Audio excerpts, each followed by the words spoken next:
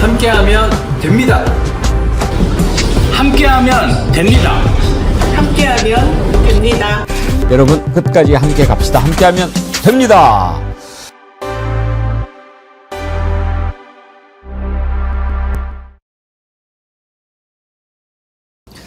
여러분 안녕하십니까, 백운기입니다. 이재명 대통령이 검찰청을 폐지하는 정부 조직법 개정안을 의결하면서 검사들이 되지도 않는 것을 기소하고 무죄가 나오면 무조건 항소해서 국민들에게 고통을 주고 있다고 질타하던 그날, 김건희 특검에 파견된 검사 40명이 일제히 반기를 들고 나섰습니다. 검찰로 돌아가겠다 그러면서 내세운 이유는 특검 파견 검사들이 수사와 기소, 공소유지를 모두 맡는 상황이 모순이라는 겁니다. 일단 팩트부터 틀립니다. 말이 안 되는 거죠. 검찰의 수사, 기소 분리는 유예 기간이 끝나는 내년 10월부터 아닙니까? 지금 돌아가도 1년간은 그대로 하는 겁니다. 누가 봐도 이건 명백한 항명입니다. 본때를 보여줘야 합니다. 40명 모두 항명으로 징계하고 옷을 벗겨야 합니다. 새로 뽑으면 됩니다. 아직도 자신을 특권 계층이라고 생각하는 이런 사마귀들이 역사의 수레바퀴 앞에서 한마디로 깝치고 있는데 국민들을 우습게 보는 겁니다. 절대로 그냥 넘어가면 안 됩니다. 생방송 백운계 정치 1번지 출발합니다. 자, 여러분 정어리몰에서 추석 선물 준비해달라고 제가 그동안 부탁 많이 드렸는데 이제 오늘 오후 2시면 주문이 마감됩니다. 지난 2주간 정말 많은 분들이 사랑해 주셔서 감사하다는 말씀 드리고요. 오늘이 이제 마지막으로 제가 안내해 드립니다. 오후 2시면 주문이 마감되는데요. 시간이 얼마 남지 않았으니까 이번에 정어리몰에서 준비한 추석 선물 세트들 한번 쭉 돌아볼까요? 장어탕 선물 세트, 순살 장어탕 이번에 정말 여러분들 좋아하는 제품이죠. 순살 장어탕, 언양 불고기 이걸 세트로 만들어서 준비했는데 많이들 사랑해 주셨고요. 이번에 제가 처음으로 이름 지어준 더 나함, 더불어 나누어 함께, 더 나은 세상 함께하면 만들 수 있지요. 더 나함 100년 진고 홍삼 진액, 인삼 함유량이 높아서 아주 좋습니다. 그리고 프리미엄 햇 신고배 이런 것들 정어리몰에서 성심성의껏 준비한 상품이니까요. 특히 이번에 더 나은 100년 진고 홍삼 제가 생각 많이 나는데요. 제가 특별히 애정을 갖고 여러분들께 소개를 해드리는 제품입니다. 지금 어려운 시기고 작은 마음 나누면 더 따뜻해지지 않겠습니까? 혹시 아직 선물 준비 못한 분 계시다면 오늘 오후 2시까지는 주문을 하셔야 발송이 가능하다고 하니까요. 참고해 주시기 바랍니다. 전화 주문도 받고 있죠. 1551-3158로 연락 주시면 되고요. 이메일로도 주문 접수할 수 있습니다. 여러분들 많이 사랑해 주십시오. 제가 항상 강조하는 상생 그리고 슬기로운 소비생활 정어리몰에서 마지막 추석 선물 잘 준비해 주시기 바랍니다. 10월의 첫날입니다. 10월은 10월 상달이라고 부릅니다. 윗상자 제일 좋은 달, 가장 으뜸이 되는 달이라는 거죠. 새로 나온 핵곡식을 신에게 드리기 가장 좋은 달이다. 그래서 10월 상달이라고 불렀는데요. 정말 10월에는 좋은 일들 최고로, 역시 날씨도 최고 아닙니까? 선선하고 하루하루가 아까운 달이죠. 10월 잘 채우시기 바랍니다. 오늘 10월 첫날이 되니까 김현승님의 가을의 기도가 생각이 나더라고요. 가을에는 기도하게 하소서. 예. 제가 오늘 아침에 국군의 날 행사 보느라고 저도 좋아요 깜빡 잊고 이제야 눌렀습니다. 여러분 좋아요 눌러주시기 바라고요. 윤서진님, 대한민국 만세 3년 만에 보는 국군의 날 기념식. 그동안 국가 행사는 안 봤는데 오늘 눈물이 나오네요. 정상으로 돌아온 내 조국 대한민국. 정어리 때와 의식 있는 모든 국민의 노력으로 되돌려 놓았네요. 감격스럽습니다. 그러나 아직도 끝나지 않은 내란 세력과의 싸움 꼭 이겨냅시다. 아무리 저항해도 꼭 밟아줍시다. 다시는 못 일어나게. 윤서진님 감사합니다.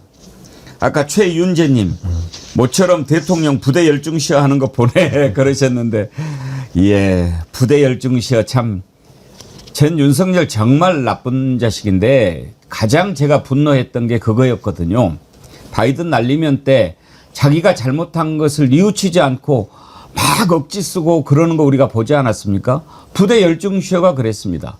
맨 처음에 부대 열중시효 잊어버렸거든요. 머뭇머뭇하니까 밑에서 어쩔 수 없이 지휘관이 부대 열중시효 조용하게 얘기해 줬죠. 그러면 그 다음에는 해야죠. 그런데 본인이 잘못했다는 것을 인정하기가 싫은 거예요. 그래서 그 뒤로 윤석열 지금 그만둘 때까지 부대 열중시효를 대통령이 안 했습니다. 밑에서 그냥 한 거예요. 아니 맨 처음에 자기가 잘못했으면 얘가 뭘 알겠어요. 군대도 안 갔다 왔고. 그래도 군대 안 갔다 온 이명박도 하고 심지어 박근혜도 했어요. 그러면 자기가 아이고 이거 실수했구나. 맨날 술 처먹고 그러니까 그런 거 기억 못 하겠죠. 그래도 그다음부터는 해야죠. 안 해버려. 그래서 윤석열 있는 동안 부대 열중시효가 없었어요. 이제 대통령이 부대 열중시효에서 다시 제자리로 돌아온 것입니다. 이런 3년을 우리가 보냈는데.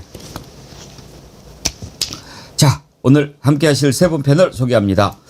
장윤미 변호사님 어서 오십시오. 네, 안녕하세요. 민주당 대변인 되셨다고요? 네, 그렇습니다. 네. 예. 민주당이 사람 알아보네. 예, 잘해보겠습니다. 열심히. 예. 예. 대변인으로서의 각오 포부. 네, 그냥 당의 입장을 정확하게 좀 전달 드릴 수 있도록 이렇게 좀 노력하는 모습 보여드리겠습니다. 네. 모범답안 얘기예요. 네. 그것 말고 이제 대변인이 됐으니 더욱 열심히 해서 대선 후보까지 가보겠습니다. 뭐 이래야 되는 거 아니에요? 아, 그런가요? 몰랐습니다. 네. 신인규 정당 바로서기 대표님 어서 오십시오. 네, 안녕하세요. 신인규입니다. 참, 신인규 대표가 대변인 했으니까 했었죠. 뭐 저 어떻게 하면 잘하는지 그런 요령. 노하우를 문서로 제가 한번 전달해 아, 받겠습니다. 근데 그거 잘 배워야 되겠다. 잘못하면 또 당을 나가요. 너무 잘해가지고 신인규 아유. 변호사님은 당을 나오고 이제 또 이제 많은 정치 행보가 기대되는 아니 상황이죠. 근데 우리 장윤미 변호사님 대변인으로 이렇게 임명되셨다는 소식을 저도 오늘 아침에 알았는데 진심으로 축하드리고 예. 정말 민주당을 위해서 큰 역할 해주시면 좋겠습니다. 아니, 정말 기대가 돼요. 네. 제가 우리 장윤미 변호사님 너무 좋아하는 거 다 우리 애청자님들도 이제 알아. 뭐 꿀팁 하나 줘봐요. 아니 근데 뭐 지금도 뭐 워낙 우리 장윤미 변호사님 또 대변인 역할 하시기에 충분하신 그런 노력들을 해 오셨기 때문에 지금처럼만 하신다면 아마 명 대변인으로 역사에 남으시지 않을까. 예. 저 그렇게 생각합니다. 좋습니다. 오늘 반가운 분 한 분 모셨습니다. 김빈 전 청와대 행정관님 어서 오십시오. 네, 반갑습니다. 아유, 이렇게 귀한 자리에 불러주셔서 영광입니다. 반갑습니다. 우리 지난번에 정어리가 궁금해 취재하는데 안진걸 소장 이렇게 네. 그 밀착 취재하는데 그때 출연하신 거 제가 봤습니다. 네, 맞습니다. 우리 정어리 화이팅 해주셨죠? 네, 네, 맞아요. 고맙습니다. 아이, 정말 평소에 사실 곧 100만 유튜버이신 우리 선배님 뵙고 싶었는데 이렇게 정말 자리에 나오게 돼서 영광입니다. 김빈 행정관님은 디자이너 출신이시더라고요. 네.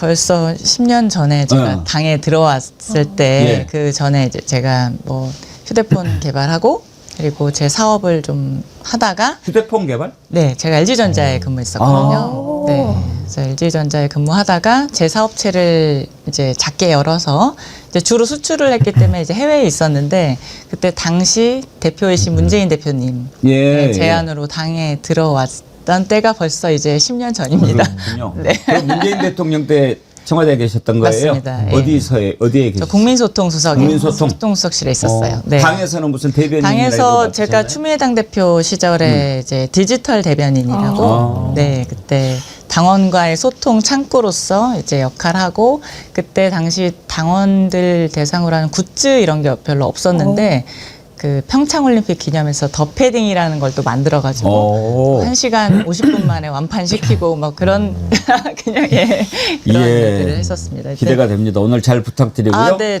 제가 잘 부탁드리고 그리고 장윤미 변호사님 대변인 되신 것 축하드립니다. 아유, 네, 오늘 처음 인사드리는데 축하까지 받아서 제가 몸둘 바를 응원드립니다. 모르겠습니다. 현직, 전직 대변인 세 분을 모시고 진짜요? 오늘 진행하게 됐습니다. 오늘 첫 번째로 저 내용부터 한번 다뤄보도록 하죠. 윤석열이 그동안에 구치소에서 어떻게 지냈을지 우리가 안 봐도 비디오였죠. 그런데 증거가 드러났습니다. 완전히 이건 뭐 구치소에서 황제 생활을 했더라고요. 지금 조사해야 될 게 한두 가지가 아닙니다.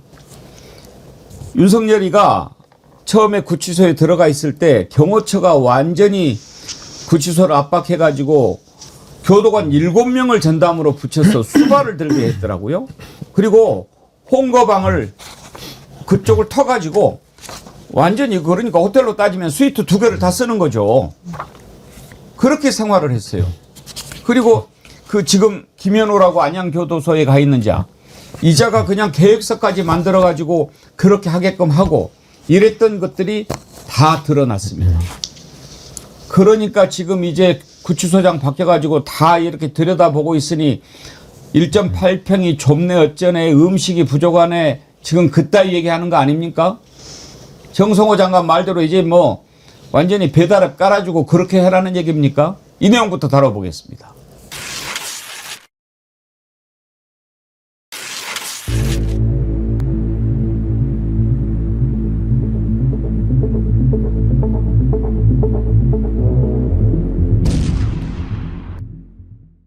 구속적부 심사를 위한 출정 때의 예를 들면 7시경에 출정 준비를 마치기 위해서는 6시에 기상을 해서 제대로 된 아침 식사를 하지도 못한 채 점심시간에는 컵라면과 건빵으로 점심 식사를 하였습니다. 또한 구치소의 저녁 식사는 오후 4시 30분이면 종료가 됩니다. 따라서 구치소에 복귀하면 저녁 식사가 없거나 미리 말을 하면 소량의 밥을 준비하여 놓는다고 합니다. 피고인이 앞으로 주 4회 진행될 모든 재판에 출정을 하고 여기에 더해 특검의 조사까지 출석을 한다면 제대로 된 식사를 할 수 있는 날은 사실상 주말밖에 없다고 해도 과언이 아닙니다. 그리고 이와 같은 구속 상태에서의 재판과 수사 일정은 피고인의 지병과 건강을 심각하게 침해하게 됩니다. 방어권이 보장되지 않는 것을 넘어 피고인에게 실명과 생명의 위협까지 이를 수 있게 한다는 점에서 인권 보장의 문제이기도 하다는 점을 검토하여 주시기 바랍니다. 지금 김계리 변호사에게는 아이고 불쌍해서 어떻게 하나 지금 이러라고 하는 것 같은데 저게 문제가 되는 겁니까 장미 변호사님? 저는 살다 밥 때문에 재판 못 나가겠다는 피고는 처음 봅니다. 그것도 왜냐면 다 프로세스가 있더라고요. 나갔을 때는 이 수용소에서 먹는 이 식단을 도시락으로 해와가지고 제공을 하거나 그리고 이제 주요 재판을 되게 오래 취재했던 기자분한테 들었는데 왜 증인 신문이 길어지고 이러면 저녁 때도 좀 놓치게 되잖아요. 그러면 그렇게 판사가 식사를 챙긴다는 거예요. 식사 어떻게 하고 있냐, 뭐 이게 대체할 수 있는 게 있냐, 그런 식으로 다 재판 진행하는 거예요. 밥보다 중요한 게 재판이니까요. 그러면 본인이 재판에는 나오고 있습니까? 지금 나오지 않는 여러 사유 중에 이제는 밥까지 얘기를 하고 있는 거예요. 라면이랑 이 건빵을 주기 때문에 못 나가겠다. 그러니까 어제 KBS 단독 보도도 있더라고요. 헌법재판소 과정 중에는 계속 출정을 했었으니까요. 그땐 자리에 있었으니까. 그때 그러면 본인들 원래 다른 수용인들과 동일하게 점심 먹었습니까? 아니요. 12,000원짜리 외부 도시락. 월요일에는 제육이 나오고 화요일에는 무슨 불고기가 나오고 하는 걸 먹었더라고요. 당뇨 환자한테 그 식단은 그럼 좋습니까? 건강 문제에 대해서 서울구치소에 상주하는 의료과장이 이야기한 게 있어요. 그때 현장 검증을 나가니까 수사를 못 받을 정도로 재판에 못 나갈 정도의 그런 위중한 상황 아니라고 그랬습니다. 그리고 이런 변론이 지금 도움이 됩니까? 우스꽝스럽게 만들잖아요. 윤석열이라는 사람의 이런 처신 자체로도 국민들이 혀를 차는데 거기에 라면 주고 건빵 주기 때문에 재판에 못 나가겠다. 그래서 건강이 우려가 되고 인권 침해 요소이기 때문에 보석이 받아들여야 된다. 이거 자기 유튜브 채널에서 얘기한 거잖아요. 이거 진짜 진심으로 그 당사자 대리를 변호를 정확하게 한다면 할 수 없는 말입니다. 저는 이번에 그 윤석열이 재판에 김계리 변호사 투입한 거 보고 좀 놀랐어요. 아니 지난번에 헌법재판소 탄핵 심판할 때 하는 거 보면 아 저건 정말 아주 미달이구나 안 되겠구나 하고 그냥 바꿀 줄 알았는데 이번에도 그대로 쓰더라고요. 그런데 또 들어오는 꼬락서니하고는 빨간 여행 가방 캐리어 들고 또 입정을 하더라고요. 참 특이한 사람인데 아니 저렇게 이야기하면 도움이 된다고 생각하는 거죠. 그러니까 지금 윤석열 측에서는 재판을 받는 게 아니라 하나의 지금 정치 퍼포먼스를 해야 되기 때문에 어떻게 보면 김계리 같은 그런 뭐 변호사 아닌 변호사, 뭐 변호사 자격증만 있다 뿐이지 변호사의 역할과 기능을 하지 않는 그런 변호사가 아마 필요하기 때문에 저는 뭐 형사재판에도 투입을 한 거 아닌가 싶고요. 무엇보다 그 모든 법이라는 것이 내지는 제도라는 것이 만인에게 보편 타당하게 평등하게 적용되는 것이 법과 제도인데 윤석열은 지금까지 그 제도를 무너뜨린 그 전적이 있을 뿐만 아니라 본인에게만 특혜를 늘 요구해 왔기 때문에 이제는 국민들이 좀 지긋지긋하다라는 말씀을 하실 것 같고, 김계리 변호사의 주장 중에 재판이 너무 많다. 4일 내내 그렇게 재판받으면 뭐 주말밖에 식사를 제대로 못한다라고 말을 하는데, 재판의 숫자가 많은 건 맞습니다만은 그만큼 죄가 많으니까 재판을 많이 받는 거예요. 그러면 국민들 입장에서는 아니 누가 그렇게 죄를 많이 지으라고 했냐, 누가 시켜서 죄 지은 게 아니거든요. 그러니까 본인이 죄를 많이 지어서 재판을 많이 받고 있는데 나 왜 재판 많이 하냐, 이런 모순은 없다. 그러니까 저는 죄를 그러면 짓지 말았어야 되는 거 아니냐라는 충고를 좀 국민들께서 돌려주고 싶지 않으실까라는 생각이 듭니다. 저는 지난번에 윤석열 얘기한 것 중에서 가장 황당했던 게 차라리 처벌받고 싶습니다라고 하더라고요. 지금 처벌받고 있습니다를 처벌받고 싶다라고 이야기를 하길래, 아니 그거는요, 처벌을 윤석열이 희망하든 안 하든 의사가 중요하지 않습니다. 그냥 죄가 있으면 처벌은 따라오는 거예요. 그리고 그렇게 받고 싶으면은 이 형량도 길게 줄 수도 있습니다. 무기징역까지 지금 뭐 사형과 무기징역만 법정형이 되어 있는 내란죄 우두머리 재판 받고 있기 때문에 본인의 의사는 중요하지 않다. 그 말씀 드립니다. 이 김현우라는 자가 그때 서울구치소장 하고 있었지요. 어떤 식으로 했냐면 교도관 7명을 징발해가지고 윤석열 심부름을 시켰어요. 직원들을 3부제로 편성해서 24시간 수발을 들게 했습니다. 물 떠다주고 편지 배달해주고 외부 미용사 구치소 출입시켜주고 이런 식으로 했는데, 이 배후에 경호처가 있는 거죠. 경호처가 이런 식으로 압박하면서 특히 24시간 수발을 드는데도 기록을 하나도 안 남겼습니다. 왜? 경호처에서 만약에 이거 내부 정보 유출하면 관련자들이 처벌받을 수 있다, 이런 내용의 공문을 보낸 거예요. 그러니까 근무 일지 자체가 없는 겁니다. 근무 일지가 없으면 어떻게 됩니까?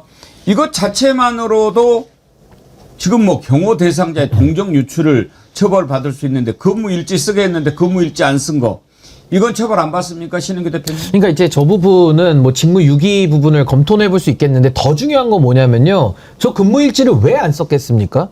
결국에는 뭔가 위법하거나 어떤 특혜를 줄 수 있는 행동들을 본인들이 하기 때문에 안 썼다라고 볼 여지가 매우 큰 것이고, 지금 윤석열의 불평불만의 내용을 들어보면 과거의 수용생활과 지금의 수용생활이 다르다라는 얘기니까 반대로 말하면 과거에 특혜 받았다는 얘기예요. 자백과 마찬가지인 겁니다. 그러니까 저는 저게 기록을 안 남겼다라는 것은 무엇인가 위법한 행동들을 했을 가능성을 오히려 더 보강해주는 증거 아니냐. 저는 저 부분도 저는 직무감찰을 강력하게 해서 좀 진실을 밝혀야 된다. 그리고 법에 따라 처벌해야 된다고 저는 봅니다. 심지어 그런 것들이 혹시 드러날까봐 김현우라고 하는 자가 이거 대통령 기록물에 해당되는 거 아닌가, 그렇게 질의를 한 거 아닙니까? 대통령 기록물에 해당이 되면 몇 년간, 30년인가? 아니 근데 그것도 법적으로 맞지 않는 게요, 대통령 기록물의 정의가 어떻게 돼 있냐면 대통령의 직무와 관련된 거를 기록하게 돼 있어요. 근데 깜빵에서 지금 빵 살고 있는데 저게 직무 정지 상태에서 무슨 직무수행과 관련이 있습니까? 그러니까 애초에 대통령 기록물법의 정의 규정만 검토해봐도 아 이건 대통령의 직무수행 중에 아니니까 대통령 기록물이 아니구나 라는 거 정도는 판단할 수 있는 지성을 갖춘 사람이 교도소장도 해야 되는데, 저 김현우 구치소장은 당시에 어떤 저의를 가졌기에 대통령 기록물법에 대한 기본 정의조차도 안 맞는 행동을 저렇게 했을까, 많은 의구심을 낳는 이상 행동이다라고 저는 생각이 듭니다. 김변희 행정관님, 지금 정성호 법무부 장관에 대해서 국민들이 좀 골면 소리를 많이 해요. 그때도 이런 문제가 나왔을 때 좀 더 혼내고 그래야 되는데, 다른 교도소장으로 이렇게 발령낸 거 이런 정도 가지고 되겠느냐, 그런 말들을 많이 합니다. 네, 정성호 법무부 장관이 그 김현우 구치소장이 특혜를 제공하고 나서 이게 증거가 나오니까 그때 이제 안양교도소장으로 발령을 낸 거는 조금 아쉽죠. 저희 사실 이거 말고도 아쉬운 게 많지 않습니까? 이제까지 윤석열 정권 이전부터 검찰개혁은 지난 78년간 계속 외치고 있었고, 이번에 조희대 사건 때문에 또 이제 또 사법개혁 이렇게 물밑에서 올라오고 있잖아요. 제가 봤을 때는 지금 뭐 검찰개혁, 사법개혁, 그리고 뭐 우리가 지금은 좀 수면 밑으로 갔지만 예전에 모피아라든지. 예. 근데 저는 이런 모든 것들이 공무원이 개혁될 수밖에 없는 그런 이유를 보여주고 있는 것이다라고 생각해요. 그러니까 사실 이 김현우 구치소장만이겠습니까?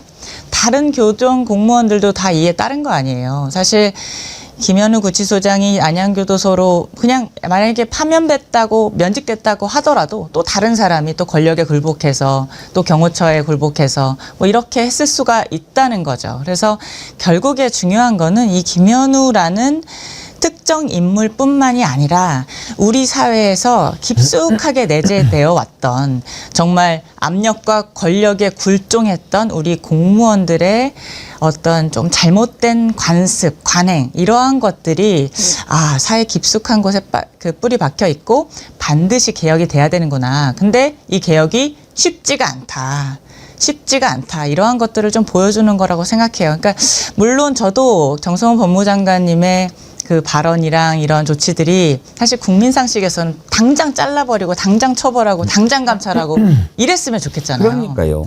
그런데 사회개혁이라는 것이 어떻게 보면 어떠한 뭐 국민의 열망이라든지 지금 이제 그런 시기가 온 것 같습니다. 사회 대개혁의 시기가 지금 왔다고 생각해요. 그래서 이재명 대통령께서 이제 뭐 이러한 국민의 열망과 그리고 이 공무원들의 만행 이러한 것들을 발판 삼아서 사회 개혁을 할 수 있는 힘이 될 수밖에 없다. 저는 그렇게 보고 있습니다. 근데 저는 정성호 장관님 말씀 나오니까 사실은 저 김현우 구치소장에 대한 처리는 저는 굉장히 아쉽습니다. 그러니까 결국에는 우리가 비례의 원칙이라는 게 매우 중요한데 조직을 추스리기 위해서는 정말 본인이 갖고 계신 그 권한을 적재적소에 잘 써야 되는 거거든요. 근데 비례의 원칙이 뭐냐면 not too wide, not too narrow. 딱 적정선을 가지고 일을 하는 게 어렵죠. 근데 그걸 잘 해내셔야 조직이 추스려지고 조직이 잘 돌아가는 건데 지금 저는 교정행정 관련해서는 사실은 신상필벌면이 매우 아쉬운 겁니다. 그러니까 김현우 같은 자는요.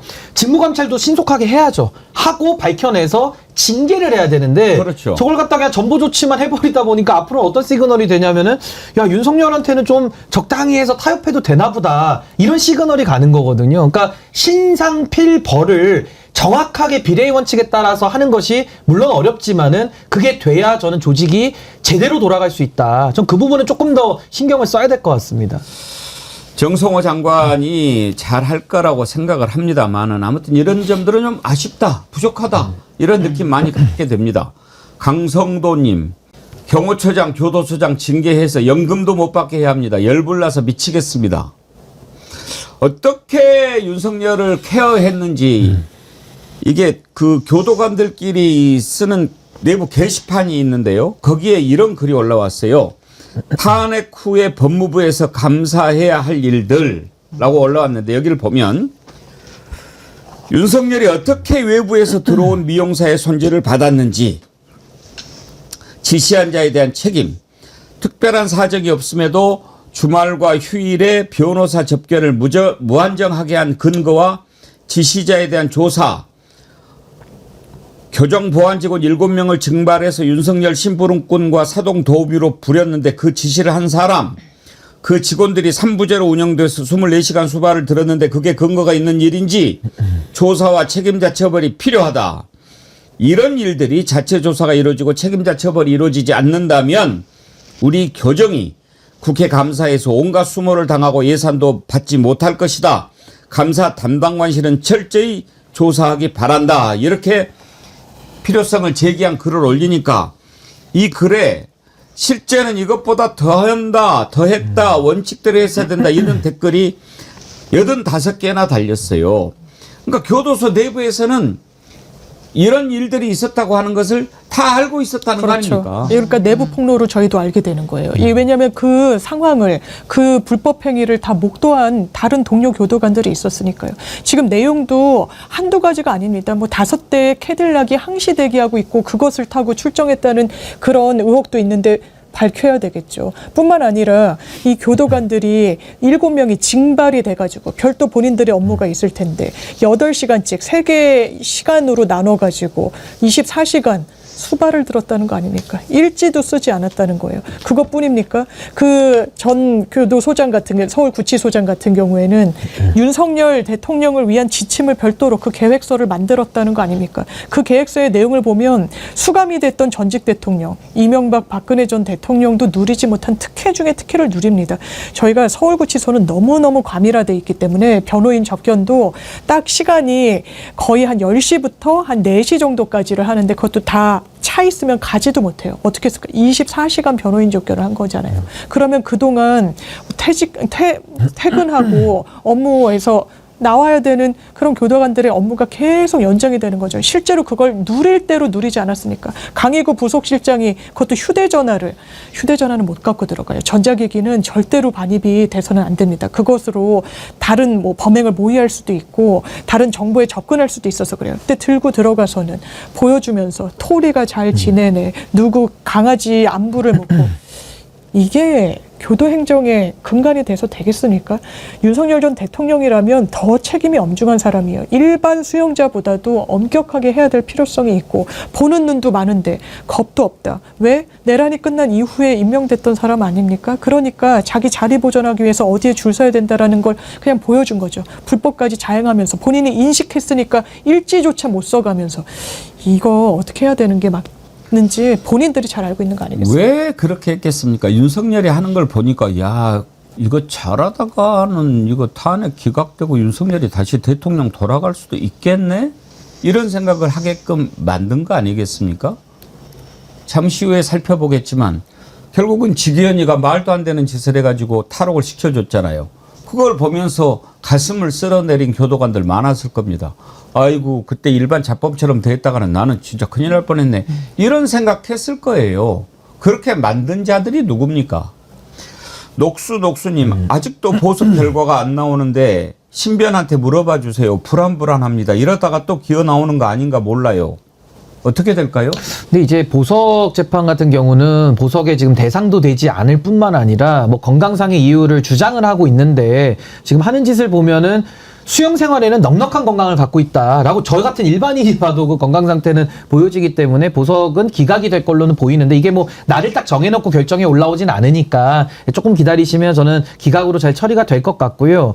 이 구치소 내에서 저는 가장 놀랬던 게 헌법재판소 때 당시 출정을 많이 했었는데 머리가 이렇게 헤어샵을 갔다 온 것처럼 하고 얼굴도 뽀샤시하게 메이크업 받은 모습을 보면서 아니 저게 수용자의 태도냐. 그 하나만 봐도 우리가 이상했는데 지금 와서 드러나는 걸 보면요. 기가 막히죠. 그 구속 수감되어 있는 사람한테 휴대폰을 갖고 들어가가지고 전자기기로 통신을 하게 해준다? 이게 뭐 토리 사진만 본 건지 아니면 그 전화기로 뭐 심우정하고 통화를 한 건지 그렇게 해서 구속 취소 인용 결정 이후에 즉시항고가 포기된 건지 그거 알 길이 어디 있습니까? 그 수사해 봐야 되겠죠? 그것도 이상하고 아까 저 글은 4월 4일자기 때문에 김현우 구치소장 시절에 전반부만 있는 거고 후반부는 더 기가 막힙니다. 윤석열 체포영장 집행하는데 변호인들이요. 그 접견실이 아니라 그 집행하는 장소까지 와가지고 또 수용과장실까지 같이 이동을 합니다. 아니 어떤 변호인이 그 특혜를 받아가지고 그 자기가 변호하는 수용자의 그 편의를 봐주기 위한 그 자리까지 함께 동석을 할 수 있습니까? 그렇게 해가지고 영장 집행도 안 됐거든요. 그러니까 저는 이 교정 행정이라는 것이 완전히 엉망진창이었구나. 근데 이걸 갖다가 그 엉망진창을 만든 주 책임자가 김현우 구치소장인데 그냥 전보만 받고 끝날 수 있느냐? 그럼 앞으로 이런 일이 더 재발하지 않는다는 보장이 있겠습니까? 저는 그래서 아까 저 인터넷에 글을 올리신 분 내부 고발을 기초로 해서 지금까지 쌓여있는 이 교도행정에 위법한 행위들에 대해 가지고는 전 명명백백하게 이건 책임을 물어야지 다시는 반복되지 않는다. 특히나 이 수용생활이라는 게 밖에서는 규제하기가 어렵거든요. 감시가 어렵습니다. 그래서 전 이런 드러난 행동들에 대해서는 일벌백계 해야 된다. 라는 생각 갖고 있습니다. 예. 이런 상황에서 이제 조금 힘든가 보죠. 그러니까 아이고 컵라면하고 건빵으로 점심 드셔서 너무 불쌍해서 어떡해요. 이따위 소리를 하는 건데.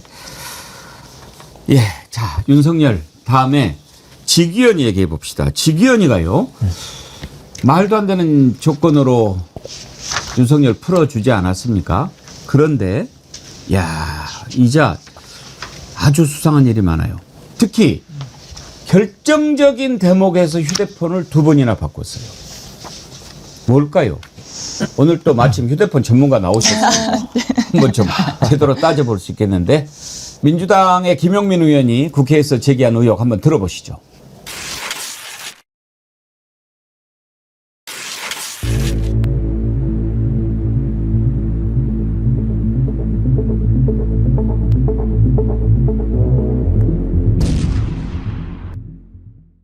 자, 그리고 오늘 충격적인 뉴스가 또 나왔죠. 직위원 휴대폰 교체 이렇게 많이 했습니다.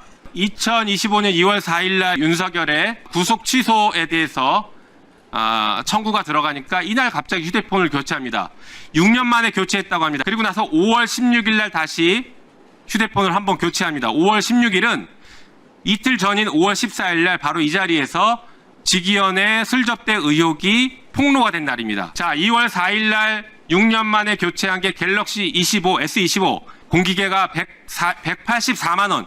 제일 좋은 기계입니다. 지금 기준으로. 그러니까 6년 만에 S10에서 S25 뭐 오래 썼으니까 교체할 수 있어요. 그런데 5월 16일 날 의혹이 제기되고 난 뒤에 교체한 것은 중국산 휴대폰으로 49만 9,400원입니다. 좋은 휴대폰 오래 썼으니까 한 번 교체할 수 있다 치지만 그 다음에 왜 3개월 만에 급하게 하니까 좋은 휴대폰 못 교체했겠죠. 이렇게 가격 싼 거 당장 급하게 이거 증거인멸 아닙니까? 누가 봐도 증거인멸입니다. 모든 국민은 이것을 증거인멸이라고 부릅니다. 만약에 일반 국민이 이렇게 휴대폰 교체했다, 이렇게 싼 휴대폰으로 교체했다라고 하면 바로 증거인멸 압수수색 들어갑니다. 공수처는 이 사건 수사하고 있다고 하니 오늘 당장 압수수색하십시오. 아마 집에 S25 이거 비싸서 버리지 못했을 것 같습니다. 자, 직위원이 휴대전화를 2번 바꿨다는 거예요. 맨 처음에는 6년 동안 안 바꾸던 휴대전화를 하필이면 윤석열이 구속 취소 신청한 날 갑자기 바꿨어요. 그 바꾼 시기도 상당히 의심스러워요. 자, 교체 이력을 한번 볼까요? 오후 2월 4일 날 오후 3시 25분에 새로운 기계를 일단 받아요. 그랬다가 몇 분 지나서 6분 만이죠. 다시 기존 기계로 바꿉니다. 이거는 뭘까요? 심을 교체한 걸까요? 그리고 새벽 5시에 또 새로운 기계로 바꿉니다. 이게 뭔지 궁금하고 그 다음에 또 한 번 바꾸는데 그때도 똑같은 행태를 반복합니다. 4시 2분에 새로운 기계에다가 정보를 넣었다가 5분 뒤에 또 기존 기계로 가요. 그랬다가 또 새벽 5시에 하는데 이제는 주로 새벽 5시에 무슨 짓을 많이 하는 모양입니다. 자, 김민대 행정관님. 네. 일단 제가 궁금한 게 네. 휴대전화를 왜 바꿨을지는 수사하면 나오겠지만 맨 처음에 휴대전화를 사가지고 바꾸면 바꾸는 거지 5분 뒤에 또 다시 옛날 기계로 갔다가 다시 또 새 기계로 가고 이거는 무슨 짓을 한 걸까요? 일단 지금 김용민 의원이 발언한 거는 휴대전화를 교체했다라는 것만 이야기를 하셨는데 진짜 중요한 건 새 기계를 사서요. 유심칩을 왔다 갔다 한 게 핵심이에요. 네. 유심칩에 뭐가 들어있는지를 보면 그 핵심을 알 수 있는데요. 우리가 지금은 이제 새 기계를 사도 옛날처럼 선 안 꽂고 휴대폰끼리 딱 옆에 갖다 놓으면은 데이터나 사진이나 이런 것들은 다 백업이 되잖아요. 연락처나. 예. 유심칩을 뺄 별로 계기가 없어요. 유심칩이 그렇잖아요. 유심칩 한번 통신사 개통할 때 외에는 사실 그 대리점에서 다 유심칩 껴주고 하잖아요. 그리고 휴대폰 한번 껐다 켜세요 이렇게 얘기하잖아요. 그러니까 우리는 유심칩을 별로 뺄 필요가 없는 겁니다. 근데 유심칩을 뺐다는 거는 무언가 은밀한 행동을 하기 위함인데 그것은 이제 유심칩 안의 정보 때문이에요. 유심칩 안에는 무슨 정보가 들어가냐? 그러니까 개인 식별 정보가 들어가고요. 예. 이 개인 식별 정보는 뭐 예를 들어 김빈이 SK 휴대폰에 뭐 1, 2, 3, 4, 5, 6, 7, 8 전화번호를 갖고 있다. 그래서 이제 근거가 되는 것이고, 그리고 두 번째는 통신사 정보가 들어가고요. 세 번째가 이제 전화번호부가 들어가요. 근데 유심칩을 바꿔 낄 때 옮겨가지 않는 게 있어요. 바로 통화 기록입니다. 유심칩을 바꿨겠다는 거는 이건 추정입니다. 조사하면 다 나올 겁니다. 조사하면 다 나올 텐데요. 새 기계로 바꿨어요. 근데 일단 개통을 해서 휴대폰이 대개는 해야 되잖아요. 그러니까 개통을 했어요. 근데 다시 유심칩을 꺼내서 이전 전화에 넣었다는 거는 그 전화로 통화할 누군가가 있다는 걸로 추정이 됩니다. 예. 그 전화로 통화할 누군가와 실컷 통화를 하고 뭐 말 맞추고 뭐 이러한 뭐 여러 가지 추정이 가능하잖아요. 그리고 나서 다시 이제 새 기기에다가 유심칩을 옮겨 낀 거죠. 아. 그런데 사실 제 생각에는 이제 지기현 판사가 뭐 형사재판 경험도 많고 하잖아요. 그러니까 사실 이게 불안했던 것 같아요. 그러니까 한 번 더 이러한 기록이 깨끗하게 이전 기계에 남지 않도록 이제 자기가 확신을 하기 위해서 한 번 더 바꾼 것 같습니다. 그 행태를 반복하잖아요. 그렇죠. 두 번째 바꿀 맞습니다. 때도. 맞습니다. 새벽 5시 한 것은 특별한 이유가 있을까요? 그러니까 원래 제가 일찍 제가 일어나서 그런가? 시간을 보면은 그냥 그 5월 16일 4시 2분에 개통을 해요. 예. 그러면 이제 새 기계에 유심칩이 들어갔겠죠. 근데 딱 이제 뭐 대리점에 나오자마자 또는 뭐 어쨌든 밖에 나서자마자 5분 후에 16시 7분에 유심칩을 이전 기계 S25 울트라에다가 다시 옮겨 낀단 예. 말이에요. 그때부터 뭐 통화라든지 아니면 뭐 이런 것들이 시작됐겠죠. 뭐 문자가 됐을 수도 있고, 근데 문자보다 아마 전화로 했을 가능성이 훨씬 크다고 이제 보여지고, 그런데 새벽 5시 19분에 이제 다시 화웨이 새로 산 예. 새 기기에 샤오미 거. 넣었다는 거는 그 전까지 자기가 할 수 있는 모든 행위를 다 하고 난 후에 이제 어떻게 보면 뭐 이렇게 그러니까 다시 나는 아무 일 없었던 것처럼 새 전화를 그냥 깨끗하게 갖고 있으려고 한 그런 행동이었을 거라고 추정을 합니다. 네, 조사하면 이거는 다 나올 겁니다. 두 번째 바꿀 때는 중국산 샤오미 걸로 바꿨잖아요. 네, 네. 혹시 그건 뭐 더 보안성이 강하다거나 뭐 그런 제품인가요? 그렇지는 않아요. 휴대폰은 대부분 포렌식하고 하면 정보가 다 남아 있습니다. 대부분 다 남아 있는데 그러니까 유심칩에는 아까 말씀드린 대로 그냥 기본 정보만, 그러니까 개인 정보, 통신장 정보, 전화번호만 되어 있는 거고, 대부분 휴대폰에 모든 기록이 남아 있으니까 휴대폰을 없애야 되는 거거든요. 휴대폰을 없애는 게 가장 큰 목적이었고, 통화 기록이 이제 A 휴대폰 6년간 썼던 그 휴대폰에는 통화 기록이 다 남아 있을 거잖아요. 이건 무조건 없애는 거예요. 그러니까 S25 울트라로 바꿨어요. B 휴대폰으로. 근데 B 휴대폰으로도 내가 모르겠어요. 혹시 모를 전화가 걸려왔을 수도 있잖아요. 그동안. 그러니까 3개월 동안에 예를 들어 내가 통화를 이 전화로 하면 안 되는 사람이 갑자기 전화를 했을 수도 있잖아요. 그러면 안 되잖아요. 그러면은 안 되겠다 하고선 다시 바꾼 거죠. 바꾸고 나서 다시 그 전화를 하면 안 되는 사람에게 이전 전화로 야, 앞으로 너 나한테 전화하지 마 라든지, 아니면은 너 만약에 혹시 조사 들어오면 이렇게 해라고 한다든지, 이런 추정입니다만 이러한 행동을 했을 가능성이 매우 크다고 보여지는 거죠. 누가 봐도 이상한 짓을 한 거지요. 휴대전화를 바꾸는데. 자, 첫 번째 이상한 점. 언제 바꿨느냐는 그 시점 아닙니까? 바로 구속 취소 신청한 그날입니다. 뭔가 전화 받았겠죠. 야, 이거 놔두면 안 되겠다. 그리고 바꾸는데 바꾸면 그만이지. 바꿨다가 5분 뒤에 또 이쪽으로 갔다가 또 새벽 5시에 이 짓을 2번이나 반복을 했단 말이에요. 이걸 가지고 증거인멸 시도라고 안 보면 그놈이 이상한 놈 아닙니까, 신은규 대표님? 아니, 저게 이제 보통 범죄 혐의자들이 가장 많이 하는 방법이 휴대폰을 바꾸는 것이고, 본인이 그동안에 썼던 이 디지털 증거들을 없애려고 하는 그 노력들인데, 결국에는 이제 저렇게 의심스러운 시기에 핸드폰도 안 바꾸던 사람이 집중해서 여러 번 바꿨다. 이거 증거인멸로 보지, 그럼 이걸 어떤 의도로 보겠습니까? 그러니까 저는 지금 지기현 재판장에 대해서는 또 주로 새벽에 많이 했기 때문에 저렇게 밤새서 자기 증거 인멸하느라고 열심을 하다 보니까 당연히 재판에 집중할 수도 없었을 것이고, 우리가 더 의심하는 것은 정말로 어떤 부정과 불법과 위법이 거기 재판에 개입된 거 아니냐, 어떤 유착 의혹, 이런 것들까지 지금 나오고 있는 거 아니겠습니까? 그래서 저는 지기현 입장에서 우리 사회에 보여줄 거 저는 다 보여줬다고 생각해요. 물론 이 휴대폰 교체 건은 증거인멸 면에서 이제 더 이상 놔둘 수 없다라는 거를 우리가 확인하게 된, 그러니까 불을 눈으로 본 것이지, 그동안에 지기현이 보여준 거 보십시오. 구속 취소 인용 결정에서 어떤 대한민국의 법조인도 그런 식으로 판단 안 합니다. 혼자서 이렇게 해가지고 윤석열한테 유리한 결정을 해줬고요.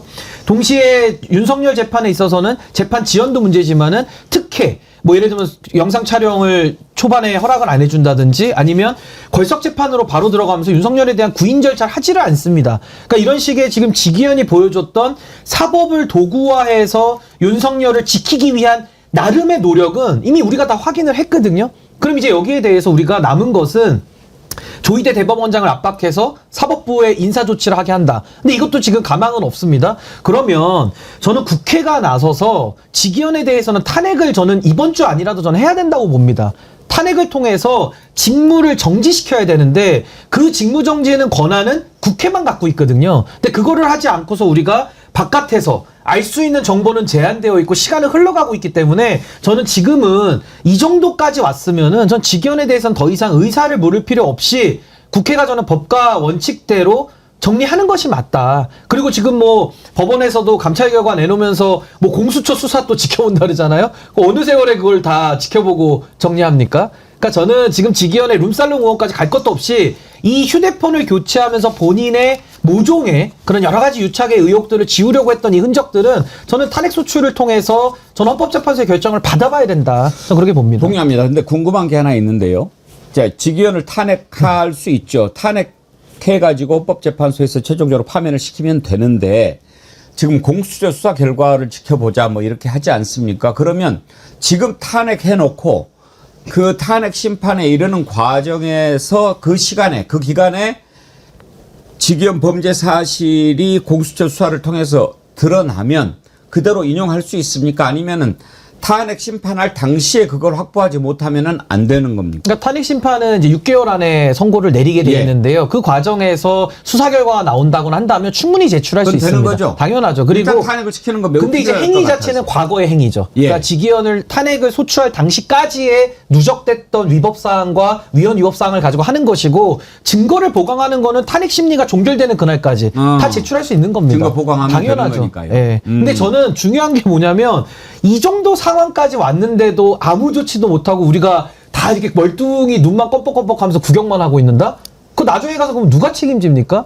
저는 지금이라도 이 증거인멸 정황까지 나왔는데도 우리가 가만히 있는다면은 전 이거 바로잡기 어렵다고 봅니다. 그러니까요. 아니 장유미 변호사님 네. 누가 봐도 증거인멸 시도 아닙니까? 이거 수상쩍게 짝이 없죠. 사실 원래 방점은 이제 술자리에 있었지만 저는 더 들여다봐야 되는 거는 아마 두 번째 이 휴대전화 교체는 본인을 향한 술자리 접대 의혹이 불거진 지 이틀 뒤였으니까 연관성이 있어 보이고 처음 휴대전화 교체는 6년 동안 쓰던 걸 갑자기 교체를 한단 말이에요. 그런데 어떻게 보면 구속 취소에 청구가 들어간 날과 딱 중첩이 되니까 여기에 대해서는 납득할 수 있는 설명이 당연하지만 왜냐하면 이런 부분에 대해서 구속 취소라는 어떻게 보면 국민들한테 날벼락을 내린 거예요. 이거는 법리에 맞지 않거든요. 법리에 맞지 않는 게 제 의견입니까? 아니요. 그 당시에 일선 검사들이 어떡합니까? 이거 시간으로 앞으로 할까요? 대검에서 딱 지침을 줍니다. 아니 윤석열을 뺀 나머지는 원래 하던 대로 해라. 법리에 맞지 않으니까요. 그런 부분과 관련해가지고 아주 이례적인 판단을 한 게 휴대전화 교체와는 어떻게 맞물리는 것인지 물음표가 사그라들지 않고 있습니다. 그대로 계속 재판을 맡았을 때 결과 여하를 떠나서 국민들이 본인의 입맛에 맞지 않게 나오면 진영에 따라서 또 난리가 날 수도 있는 거예요. 이런 부분과 관련해서 정확한 해명이 법원을 통해서 나오고 있지 않다는 게 좀 납득되지 않는 부분입니다. 근데 저는 요거 하나만 더 추가로 말씀드리면요. 탄핵 심판은요, 처벌이 아니에요. 그건 징계입니다. 징계인데 법과는 신분이 독립되어 이렇게 보장돼 있기 때문에 파면을 하기 위해서는 탄핵이 필요한 거거든요. 그래서 저는 당연히 탄핵을 지금 해야 된다는 생각이 드는 것이고, 무엇보다 그 사법의 독립을 운운하면서 아니, 법관의 재판에 개입하는 게 어디냐 이런 식으로 얘기를 하는데요. 우리 헌법에 법관도 탄핵 대상으로 돼 있습니다. 그럼 법관의 탄핵 대상으로 돼 있으면 탄핵을 할 수 있다는 건데 직무상 위헌 위법적인 행동을 했을 때 탄핵되는 거거든요. 그럼 그 직무가 뭡니까? 직무가 재판인 거예요. 그리고 재판과 관련된 도덕성과 여러 가지 뭐 룸살롱 이런 것들이 이제 주변부에 이제 탄핵 사유가 하나로 추가가 되는 건데 지기현의 그 재판 있잖아요. 3월 7일에 나왔던 구속 취소 인용 결정. 대한민국 법조인 길 가다가 한번 자꾸 물어보십시오. 그렇게 하는 사람 없습니다. 그러니까 법원이나 검찰도 윤석열만 맞추면 원포인트로 꺼내주고 그 다음에는 다시 날로 다 돌아갔어요. 이게 말이 됩니까? 근데 이런 재판을 한 자에게 내란 우두머리 재판을 지금 맡기고 있고 증거인멸의 정황까지 나오고 휴대폰을 3-4차례 바꿨는데도 우리는 아무 조치도 못한다? 있을 수 없는 일이죠. 제가 볼 때는 있을 수 없는 일이죠. 이거는. 김빈 행정관님, 지금 만약에 직위원 전화를 압수수색을 했다. 네. 그러면은 포렌식이 가능합니까? 가능하다고 봐야 됩니다. 어. 네. 그러니까 뭐 근데 바꿨는데도?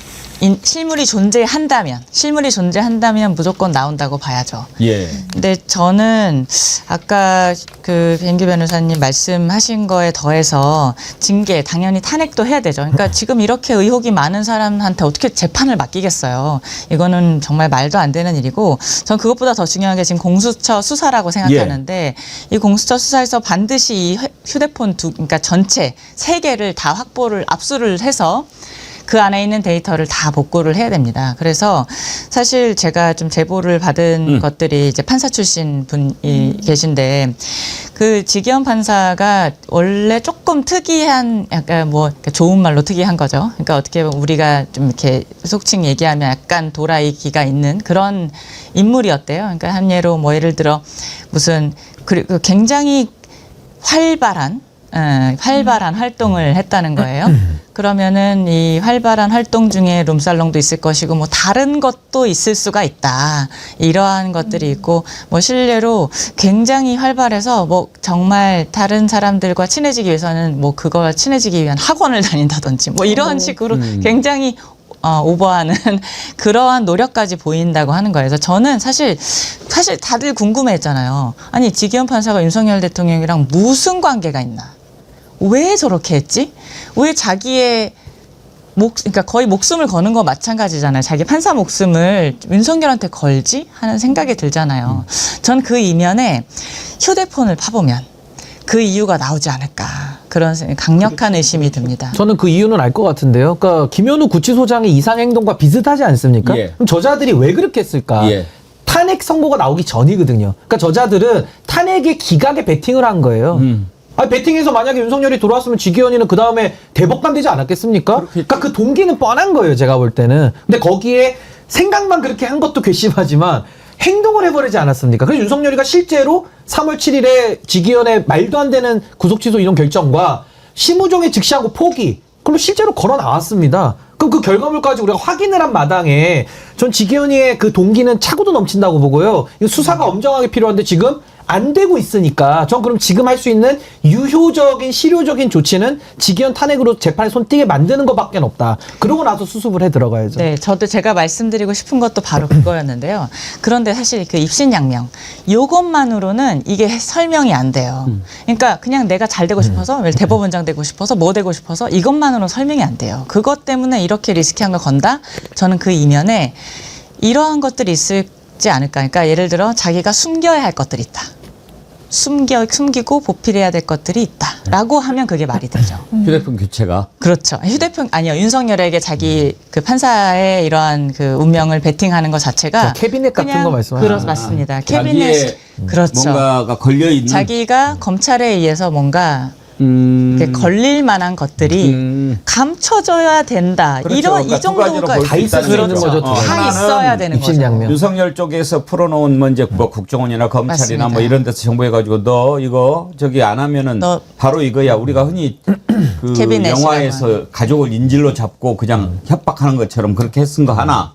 그 다음에 또는 뭐 조이대도 한 편이니까 조이대하고 통화해가지고 야 이것만 잘 처리하면 너는 뭐 바로 대법관 따는 당상이야. 이렇게 했을 가능성. 네, 그 두 가지가 다 있어야지만이 그렇죠. 이렇게 딱 베팅을 하고 국민의 공분을 얼마나 샀어요. 이거는 대국민적인 사안이에요. 그 우리 행정관님 말씀하신 거는 이제 동기인데 그것도 우리가 알아는 봐야 되는데 지금 더 중요한 건 어떤 동기가 됐든지 간에 이상 행동을 했단 말입니다. 했죠. 그러니까 그 행동에 대해서는 너무나도 명징하고 지기현 자체가 증거예요. 자기가 했기 때문에. 그러니까 전 여기에 대해서는 어떻게 그럼 우리가 내란 종식과 내란 진압이라는 차원에서 더 이상의 자정 권한은 다 줬기 때문에 더 기다릴 수는 없고요. 전 이쯤에서는 그럼 우리가 어떤 일을 해서 이걸 수습하고 진압해 나갈 것이냐. 그럼 저는 지금 너무 급박한 상황 속에서는 전 지금은 지기현에 대해서는 빠르게 신변을 조치하는 것이 가장 필요하다, 선행적으로. 그래서 탄핵을 해야 된다. 전 지금 탄핵 바로 해야 된다고 봅니다. 예. 지기현은. 일단 지금 지기현이 걸려 있는 것 이것 때문에 윤석열한테 약점이 잡혔을까 더한 것이라고 생각하는데 일단 드러나고 있는 것은 룸사롱 접대건이죠. 이걸 대법원이 윤리감사관실에 넘겼는데 5달이 되도록 뭐 끄집어내지를 못했어요. 안 한 거죠. 그래가지고 말로는 그러면 우리가 뭐 발표하면은 안 믿어줄 것 같으니까 감사위원회를 열어가지고 민간인들 막 7명 가운데 6명이나 참여했으니까 믿어주겠지 했는데 감사위가 뭐 우리도 뭐 모르겠어요. 그럼 공수처가 수사해보면 이런 식으로 하는 동안에 시간은 흘러 가는 거죠. 시간 가게 하려고 하는 그런 머리 굴림 아닙니까? 그런데 정의찬 민주당 원내대표 정무실장 이 양반이 처음 이걸 제보를 했다고 자기가 밝혔어요. 그러면서 한 얘기 들어보시죠. 저는 지난 5월 직위원 판사 룸살롱 접대 의혹을 더불어민주당에 처음 제보한 당사자입니다. 그러나 오늘 대법원 감사위원회는 현재까지 확인된 사실관계만으로는 직무관련성을 인정하기 어렵다는 심의 결과를 발표하였습니다.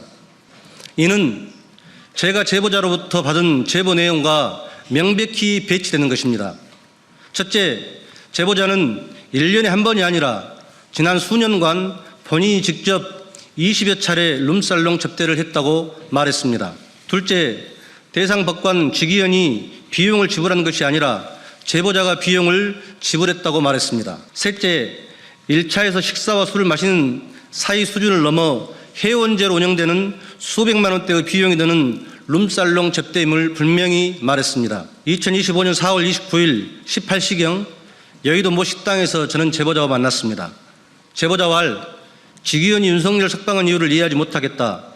직위원과의 사적 관계를 이야기하며 직위원과 해당 룸살롱인 그레이스에서 최소 7회 갔으며 그 외에도 10여 차례 이상을 현재는 폐업한 다른 룸살롱에 갔음을 말하는 것입니다. 비용은 늘 제보자 본인이 지불했으며 직위원과 함께 수차례 골프도 쳤음을 저에게 말해왔습니다. 저는 2025년 9월 10일과 9월 19일 2회 참고인 신분으로 공수처 조사를 받았습니다. 이 자리에서 공수처 검사는 대법원에 윤리감찰 결과를 3차례 요구했으나 대법원이 답변을 주지 않고 있어 수사에 난항을 겪고 있다고 말했습니다. 직위원 관련된 사건의 참고인 조사 등 실질 조사는 본인이 처음이라고 말했습니다. 결국 제 식구 감싸기였습니다. 제보자로부터 직접 들은 진실이 이러함에도 대법원은 진실을 외면하고 사건을 축소 은폐하고 있습니다. 이제 와서 공수처 수사 결과 후 처리하겠다는 것은 진상규명의 의지가 없음을 분명히 한 것입니다. 과연 저 제보자를 상대로 대법원 윤리감사관실이 제대로 조사를 했는지 그리고 그대로 현장에 가서 확인을 해봤는지 저는 그게 궁금하네요. 장미 변호사님. 그러니까 이 술 접대는 없었다고 대법원에서 설명을 하면서 내건 근거가 있는데요. 처음에는 이제 직위원 판사가 안 갔다라고 그랬으니까 그런데 나중에는 사진이 나오니까 안 갔다고는 할 수 없었어요. 그러면서 계속해서 아주 또 이례적으로 본인 신상 발언을 재판정에서 했었단 말이에요. 나는 뭐 소주란 표현을 썼는지 모르지만 삼겹살이란 표현은 분명히 그렇게 썼었거든요. 그것도 상당히 이례적인데 그 접대가 아니라고 한 근거 중에 하나는 거기가 여성 종업원들이 나오는 술집은 맞지만 그곳을 갔을 때는 커다란 내부에 홀이 있어서 노래를 할 수 있는 그런 시설이 있어서 여성 종업원들이 나오는지에 대한 인지가 없었고 실제로 술을 한두 잔 먹고 귀가할 때까지는 접객원이 있지 않았다. 옆에 동석하지 않았다라는 건데 지금 제보를 했다는 사람 말에 따르면 그 해당 술집을 여러 차례 갔다라고 이제 진술을 제보를 받았다는 거니까 거기에 대해서까지 법원이 정확하게 점검을 했는지는 좀 의문이 되는 대목입니다. 그러니까 저는 이게 참 어처구니가 없는 게 가장 타락하고 가장 부패하고 가장 법을 제멋대로 잘못 적용하는 판사에게 지금 가장 중요한 내란 재판을 맡기고 있는 이 모순과 괴리와 아이러니를 도대체 어떻게 감당하고 살아야 되겠습니까, 국민들께서? 그러니까 저는 지금 이게 굉장히 중요한 시점인 게요. 제가 이거 마음이 다급해서 그럽니다. 그동안에 지금 정리할 시간을 너무 많이 줬거든요. 근데 정리가 안 됐습니다. 그럼 지금이라도 더 이상 사법부는 자정할 마음이 없구나. 저 직위원이 진실인지 거짓인지 조만간 다 가려질 건데 직위원의 말에 대법원은 운명을 걸었구나. 우린 이렇게 판단하고 국회는 국회가 해야 될 일을 해야 되는 겁니다, 지금. 근데 그동안에도 보면요. 내란특별재판부 얘기 나왔다가 사법개혁안 얘기 나왔다가 또 조이대 얘기 나왔다가 또 이제 다시 직위원 얘기 나왔거든요. 전선을 이렇게 넓히면 안 되고 직위원 하나만 딱 잡아가지고 이거 끝을 봐야 되는 겁니다. 왜 끝을 봐야 되냐? 직위원이 지금 너무 중요한 재판을 하고 있거든요. 근데 저 제보자의 말씀이 사실에 부합한다면 이건 있을 수 없는 일 아닙니까? 그러니까 저는 지금 다른 중요한 것들 제가 중요도를 없다는 게 아니라 우선순위를 정해서 지금 가장 시급하고 가장 먼저 해야 되고 지금 당장 해야 되는 일은 직위원에 대해서 예. 당장 탄핵 소추를 됩니다. 우리나라에 끊어내야 될 것 많지요. 지연, 학연, 혈연 이런 거. 근데 직위원부터 끊어내야 됩니다. 정말 이런 짓을 하고도 그 자리에 앉아 있겠다라고 마음먹는 것 말이 안 되지만 왜 앉아 있습니까? 바로 조이대 때문 아닙니까? 조이대가 뒤에서 든든하게 뒷배를 받쳐주니까 지금 이렇게 하고 있는 거 아닙니까? 그리고 더 중요한 건요. 자기들이 칼자루 쥐고 있다고 생각할 거예요. 저 법관들은. 저는 그게 더 이번에 괘씸한 겁니다. 내란 종식도 내란 종식이지만 또 검찰 해체도 해체지만 정말 그동안 대한민국을 마음대로 자기들이 좌지우지했다고 생각하는 판사 검사들 맞습니다. 이자들을 정말 새롭게 정리하지 않고는 대한민국이 절대 앞으로 나갈 수 없다고 생각합니다. 맞습니다. 지금 다뤄볼 검사들도 한번 보십시오.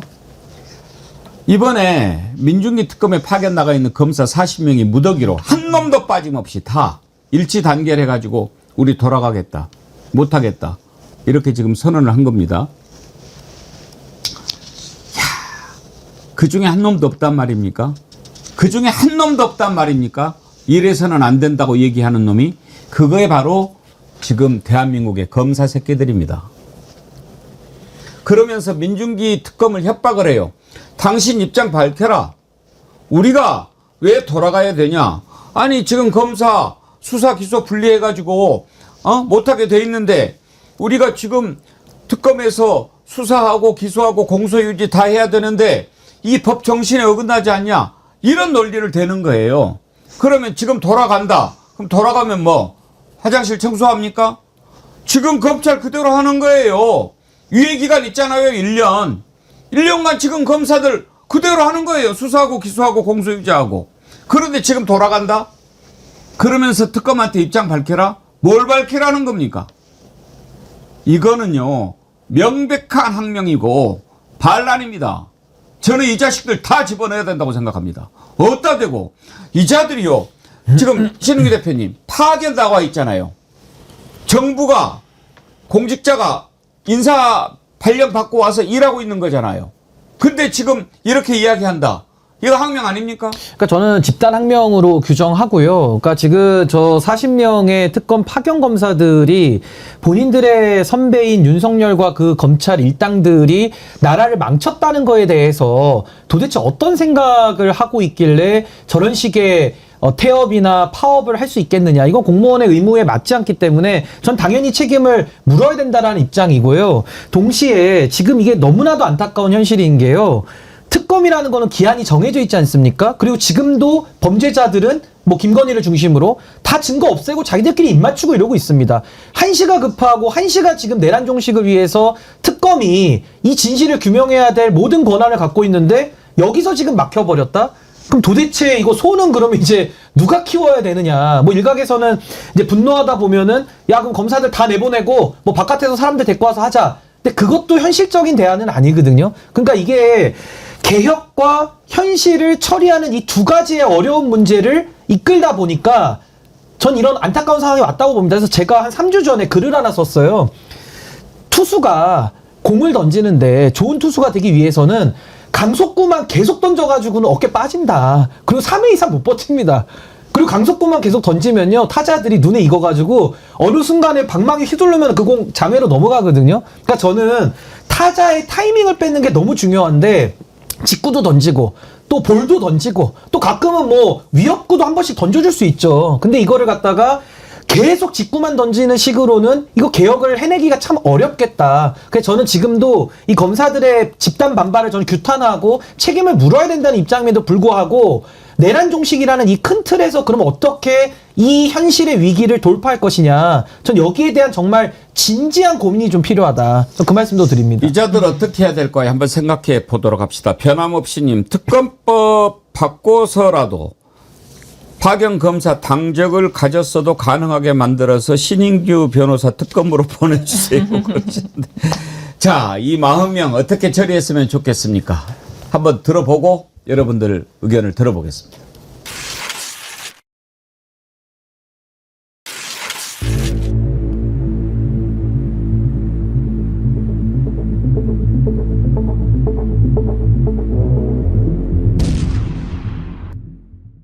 김건희 특검, 민중기 특검 팀에 있는 파견 검사들이 원대 복귀를 요청하는 입장을 발표했죠. 우리 의원님이 거기서 좀 강력하게 비판하셨죠. 공직자가 그게 있을 수 없는 일 아니에요? 어? 어떻게 파견 나와 있는 검사가 처음부터 안 오든지 어떻게 기회 봐서 잘 돼볼까 하고 왔다가 이제 검찰청 없어지니까 예. 그걸 뭐 어쩌고 저쩌고 해가지고 돌아가겠다? 수사를 거부하겠다? 이건 공직자의 도리가 아니에요.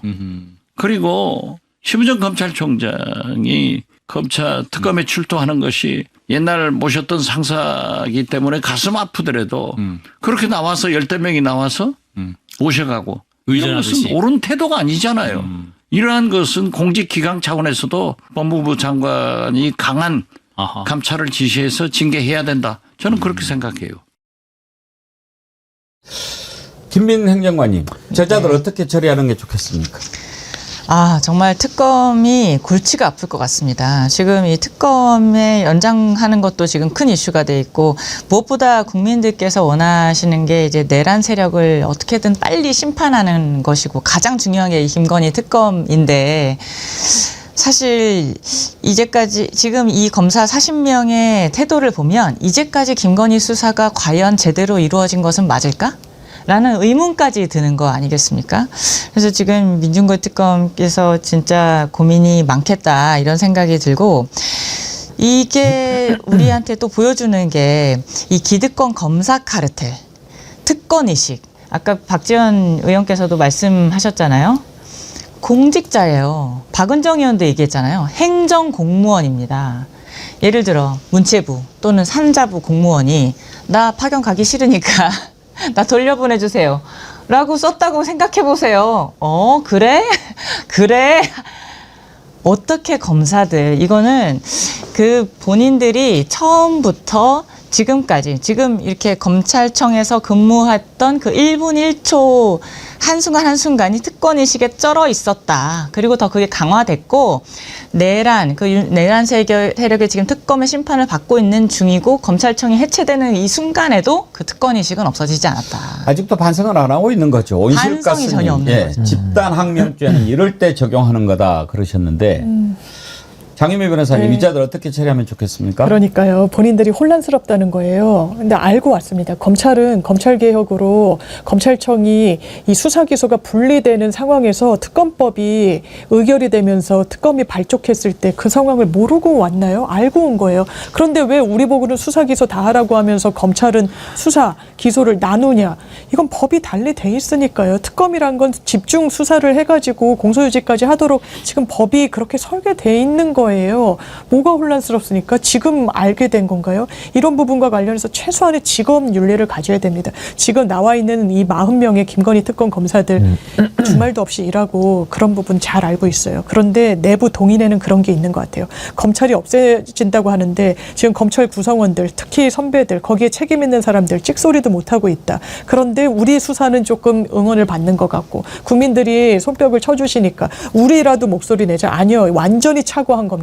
국민들이 바라는 거. 왜 지금 검찰 책임 있는 수뇌부들이 집단 줄사표 내고 이랬던 게 검경 수사권 조정만 한다고 그랬을 때 검찰의 상황이었어요. 지금 그것조차 못하는 겁니다. 이런 거에는 국민의 응원을 받아야 되는데, 여론이 뒤에 있어야 되는데 싸늘한 시선만 있거든요. 등을 돌리게 본인들이 자초했거든요. 지금 입이 10개라도 할 말이 없거든요. 그 상황을 모릅니까? 모르면 무능한 거고, 그 상황을 악용하려고 했다면은 대단히 정치적인 거죠. 공무원이. 이런 부분과 관련해서 수사, 본인들도 이 뭐 민중기 특검이 설명했지만 수사까지는 다 하고 공소유지 있을 때는 이 검찰로 복귀를 희망한다라는 건데, 일단 국민들이 이 통과시킨 이 특검법의 준엄한 뜻을 새긴다면, 진짜 국가 공무원으로서 나라 녹을 먹는 사람에 대한 직업윤리가 최소한 있다면 수사에 전력을 다하고 그 뒤에 얘기하십시오. 근데 이게요, 집단 항명도 문제지만 더 큰 문제가 저 워딩 아까 빠르게 지나간 걸 예. 자세히 보시면 예. 그거 한번 아닙니까? 띄워주세요. 예. 결국에는 우리도 윤석열 특검 때처럼 좀 수사해가지고 출세도 해보고 권력도 좀 잡아봐야 되는데 지금 해봐야 뭐 아무 우리는 얻는 것도 없지 않냐. 아니 공무원이 무슨 사업하는 사람입니까? 윤석열이는 특검했다가 뭐 대통령까지 중앙지검 됐는데 나오고 대통령까지 가고 한동훈이도 출세했고 이원석도 다 잘 나갔는데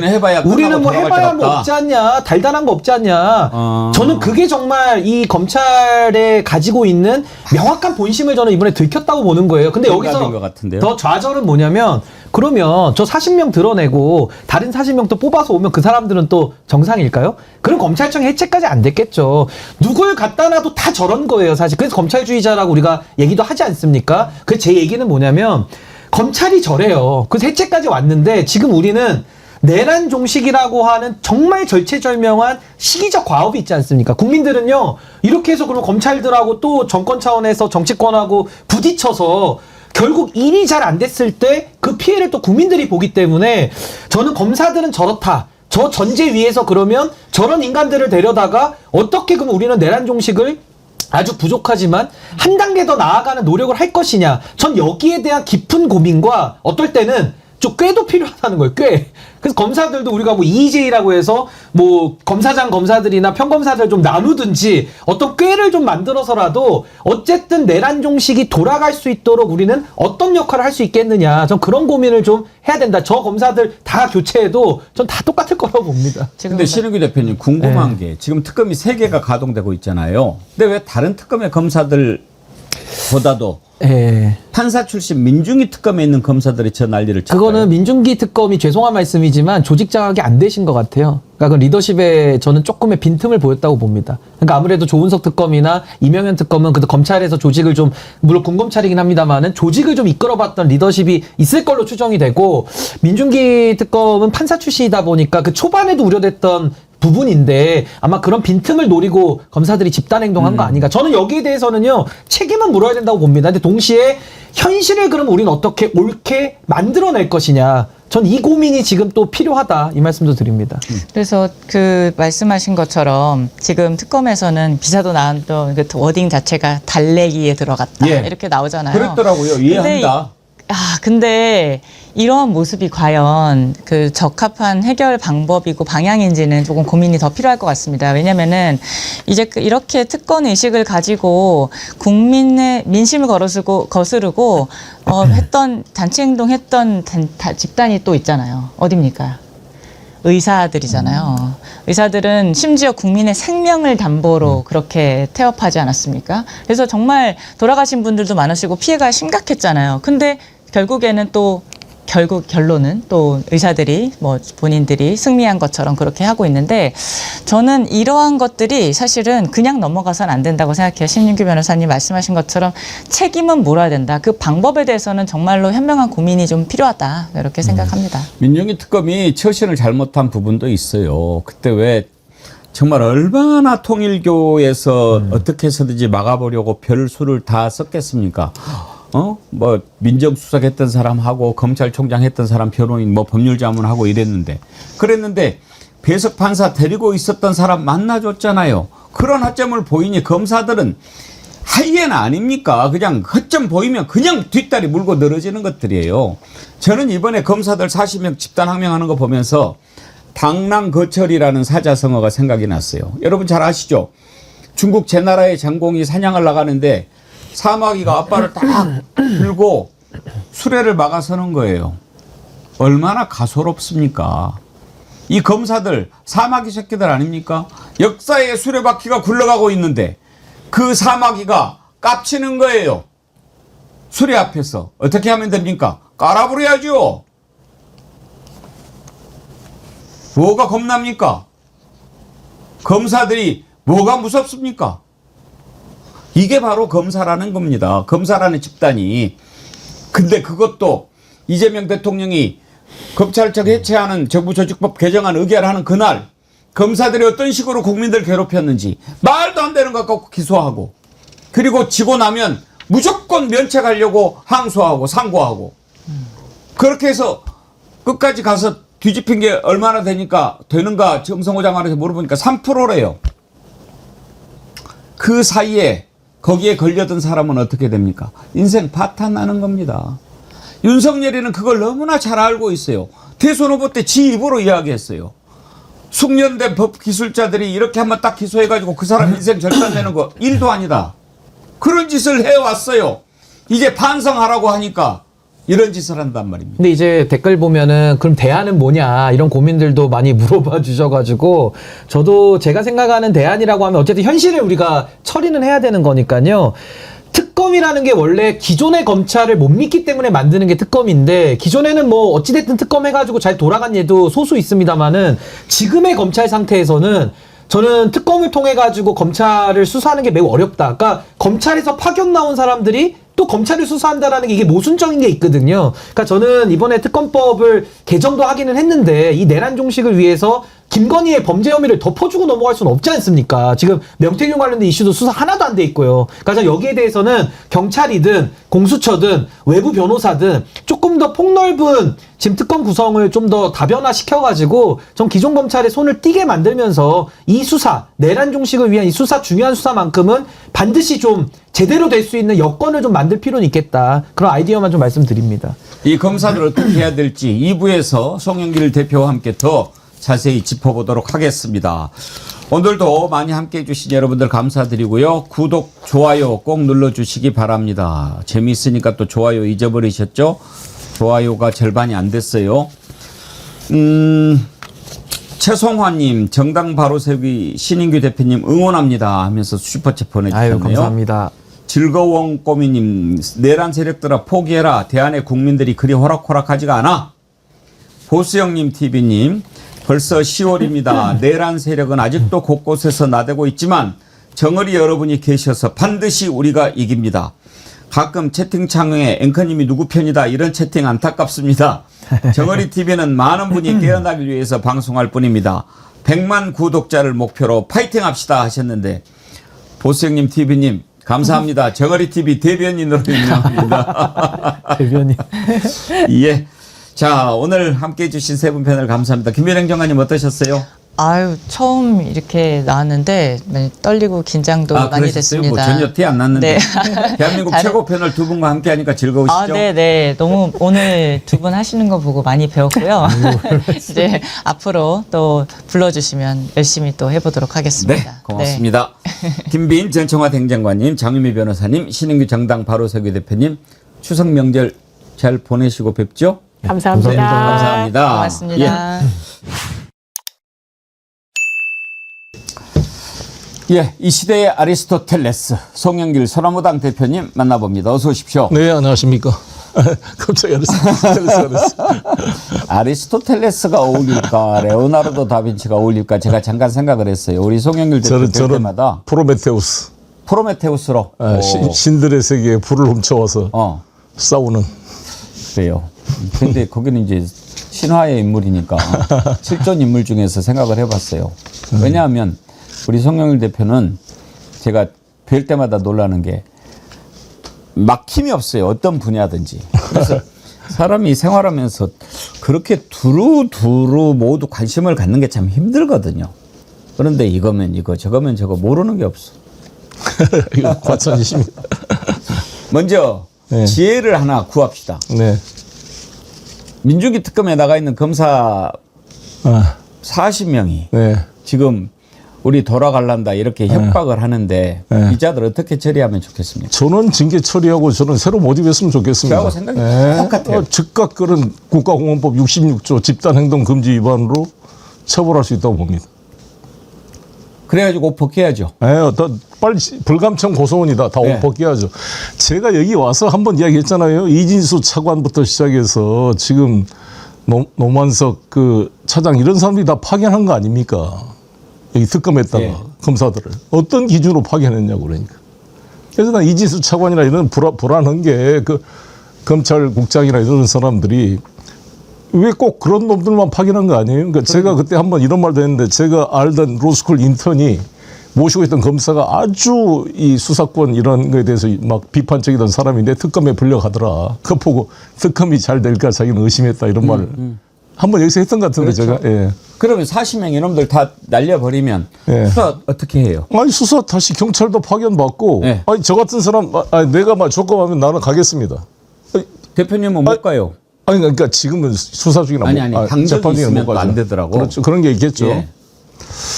그런데 변호사들, 검사 출신 변호사들, 판사 출신 변호사들 모집해야죠. 더. 그렇게 해서 하는 게 차라리 얘기하죠. 더안 낫겠습니까? 맞습니다. 그리고 그러니까, 특검법 개정해가지고 또 늘리죠. 이 기간은 이 기간 정지시키고 늘리죠. 그렇습니다.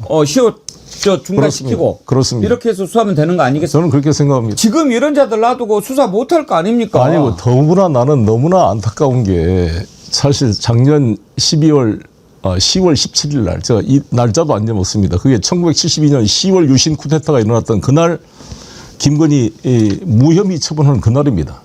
작년 10월 17일. 예. 그날이 사실 검찰의 마지막 남은 희망마저 불씨가 꺼지고 검찰이 이제 검사가 아니라 사실상 범죄 집단으로 전락한 상징적 사건이었잖아요. 범죄 은폐자로. 그걸 지금 수사하려고 특검이 다른 특검도 아니고 김건희 특검인데 그동안 검찰의 자기들의 명예회복을 위한 최고의 기회인데 여기서 이거를 또 집단 태업을 한다는 것은 이들이 지금도 김건희의 사조직임을 자백하고 있는 거 아닙니까? 도둑놈 수사하는데 양아치들 데려다 놓은 거 아닙니까? 아이고 김건희 이 사건을 보면서 이 검사로서 수사 투쟁 의지가 안 생긴다면 이건 뭐 사냥감을 보고 달리지 못하는 사냥개와 똑같은 거 아니에요. 토사구팽 돼야 될 거 아닙니까? 어떤 면에서. 나는 이런 자들은 즉각 그냥 사표 내라고 하고 징계 처분하든지 해야 될 거라고 봅니다. 이거 파견, 복귀, 해제 뭐 이런 거 필요 없이 잘라버려. 저는 그렇다고 봅니다. 경찰들 백혜룡 경찰 같은 사람들 파견 받아 오세요. 훨씬 잘할 겁니다. 백혜룡 경찰이 그렇잖아요. 이 자들이 검사냐. 국회 법사위 나간 즉시 체포해야 된다 그런 거 아닙니까? 그러게 말이에요. 나는 그런 자세를 가진 경찰이 우리나라 12만 경찰 중에 왜 없어요? 2,500명 검사 중에 왜 없습니까? 심지어 이번에 심우정이가 특검에 출석하러 이렇게 나오는데 검사 12놈이 나와가지고 모셨다는 거 아닙니까? 그렇습니까? 우병우 사건의 기시검 아닙니까? 우병우 나왔을 때 줄 서서 저런 거 봤죠, 근데. 이 얘들은 검찰 이 범죄 조직단의 마피아 같은 구성원으로 그 조직원에서 찍힐까가 더 무서운 겁니다. 국가 권력보다도, 국가 헌법 질서보다도. 그러니까 철저히 해체시켜야 될 범죄 집단이다 이렇게 생각합니다. 근데 조은석 특검도 있고 이명현 특검도 있는데 민중기 특검의 밑에 있는 놈들이 이러는 이유가 뭘까? 그러니까 김건희의 특별한 무슨 게 아직도 남아있는 모양이죠, 이놈들이. 김건희 관련해가지고. 해필이면 김건희 특검에서 그러냐고. 김건희가 문제입니까? 민중기가 문제입니까? 모르겠습니다. 정말 이런 자들이 그동안에 어떻게 해왔습니까? 그래서 검찰을 이제 없애고 많은 국민들이 정말 잘했다 박수를 치고 어제 이재명 대통령도 검찰의 행태를 지적하지 않았습니까? 말도 안 되는 것 갖고 기소하고 그건 3명이 판단해갖고 무죄 내렸는데도 또 면책하려고 항소하고 상고하고 막 이렇게 해온 것이 그러니까 이게 수사기관이 아니라 범죄 집단이라고 보면 됩니다. 거의. 그러니까 여기에 동조하는 놈들은 전부 사실상 범죄 조직으로 해체시켜야 될 놈들이다. 저는 이렇게 생각합니다. 검찰한테 어떻게 당했는가 지금 아마 그것만 해도 역사가 저기 지구 끝까지 세워질 텐데 그 대표 인물이 바로 지금 송영길 대표 아닙니까? 이번에 보니까 그 보좌관 했던 박용수 씨 검찰의 해유 압박을 받은 증거를 공개를 했더라고요. 한번 들어봅시다. 예. 박용수 씨를 그냥 참고인으로 한번 소환을 할까 싶은. 죄송하지만 저한테 말씀하실 게 아니라 변호사님께 말씀을 드려봐야 되지 않을까요? 검사님하고 통화도 했거든요. 김 변호사님하고도. 네.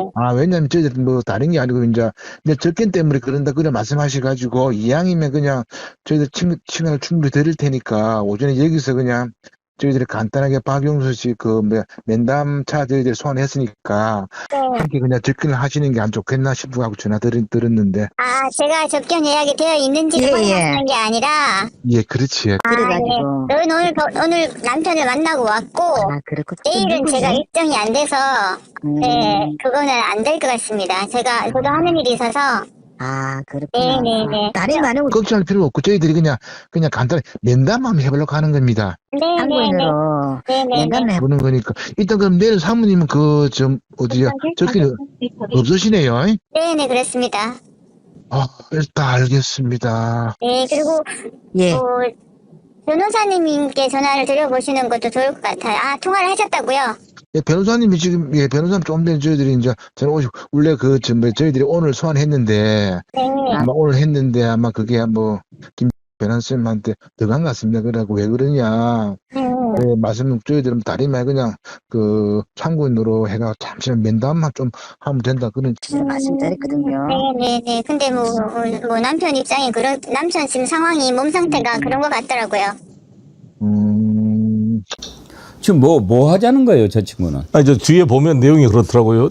이 추석 때 뭐 다가오고 그러니까 와서 식사를 같이 좀 식사하면서 여러 가지 이야기 좀 나눕시다. 이렇게 이제 유혹을 해요. 와서. 그리고 왜 혼자 다 뒤집어 쓰려는 것 같아서 안타깝다. 그러니까 송영길이 빨리 시켰다고 부르라. 이거 유도하는 거죠. 그러니까.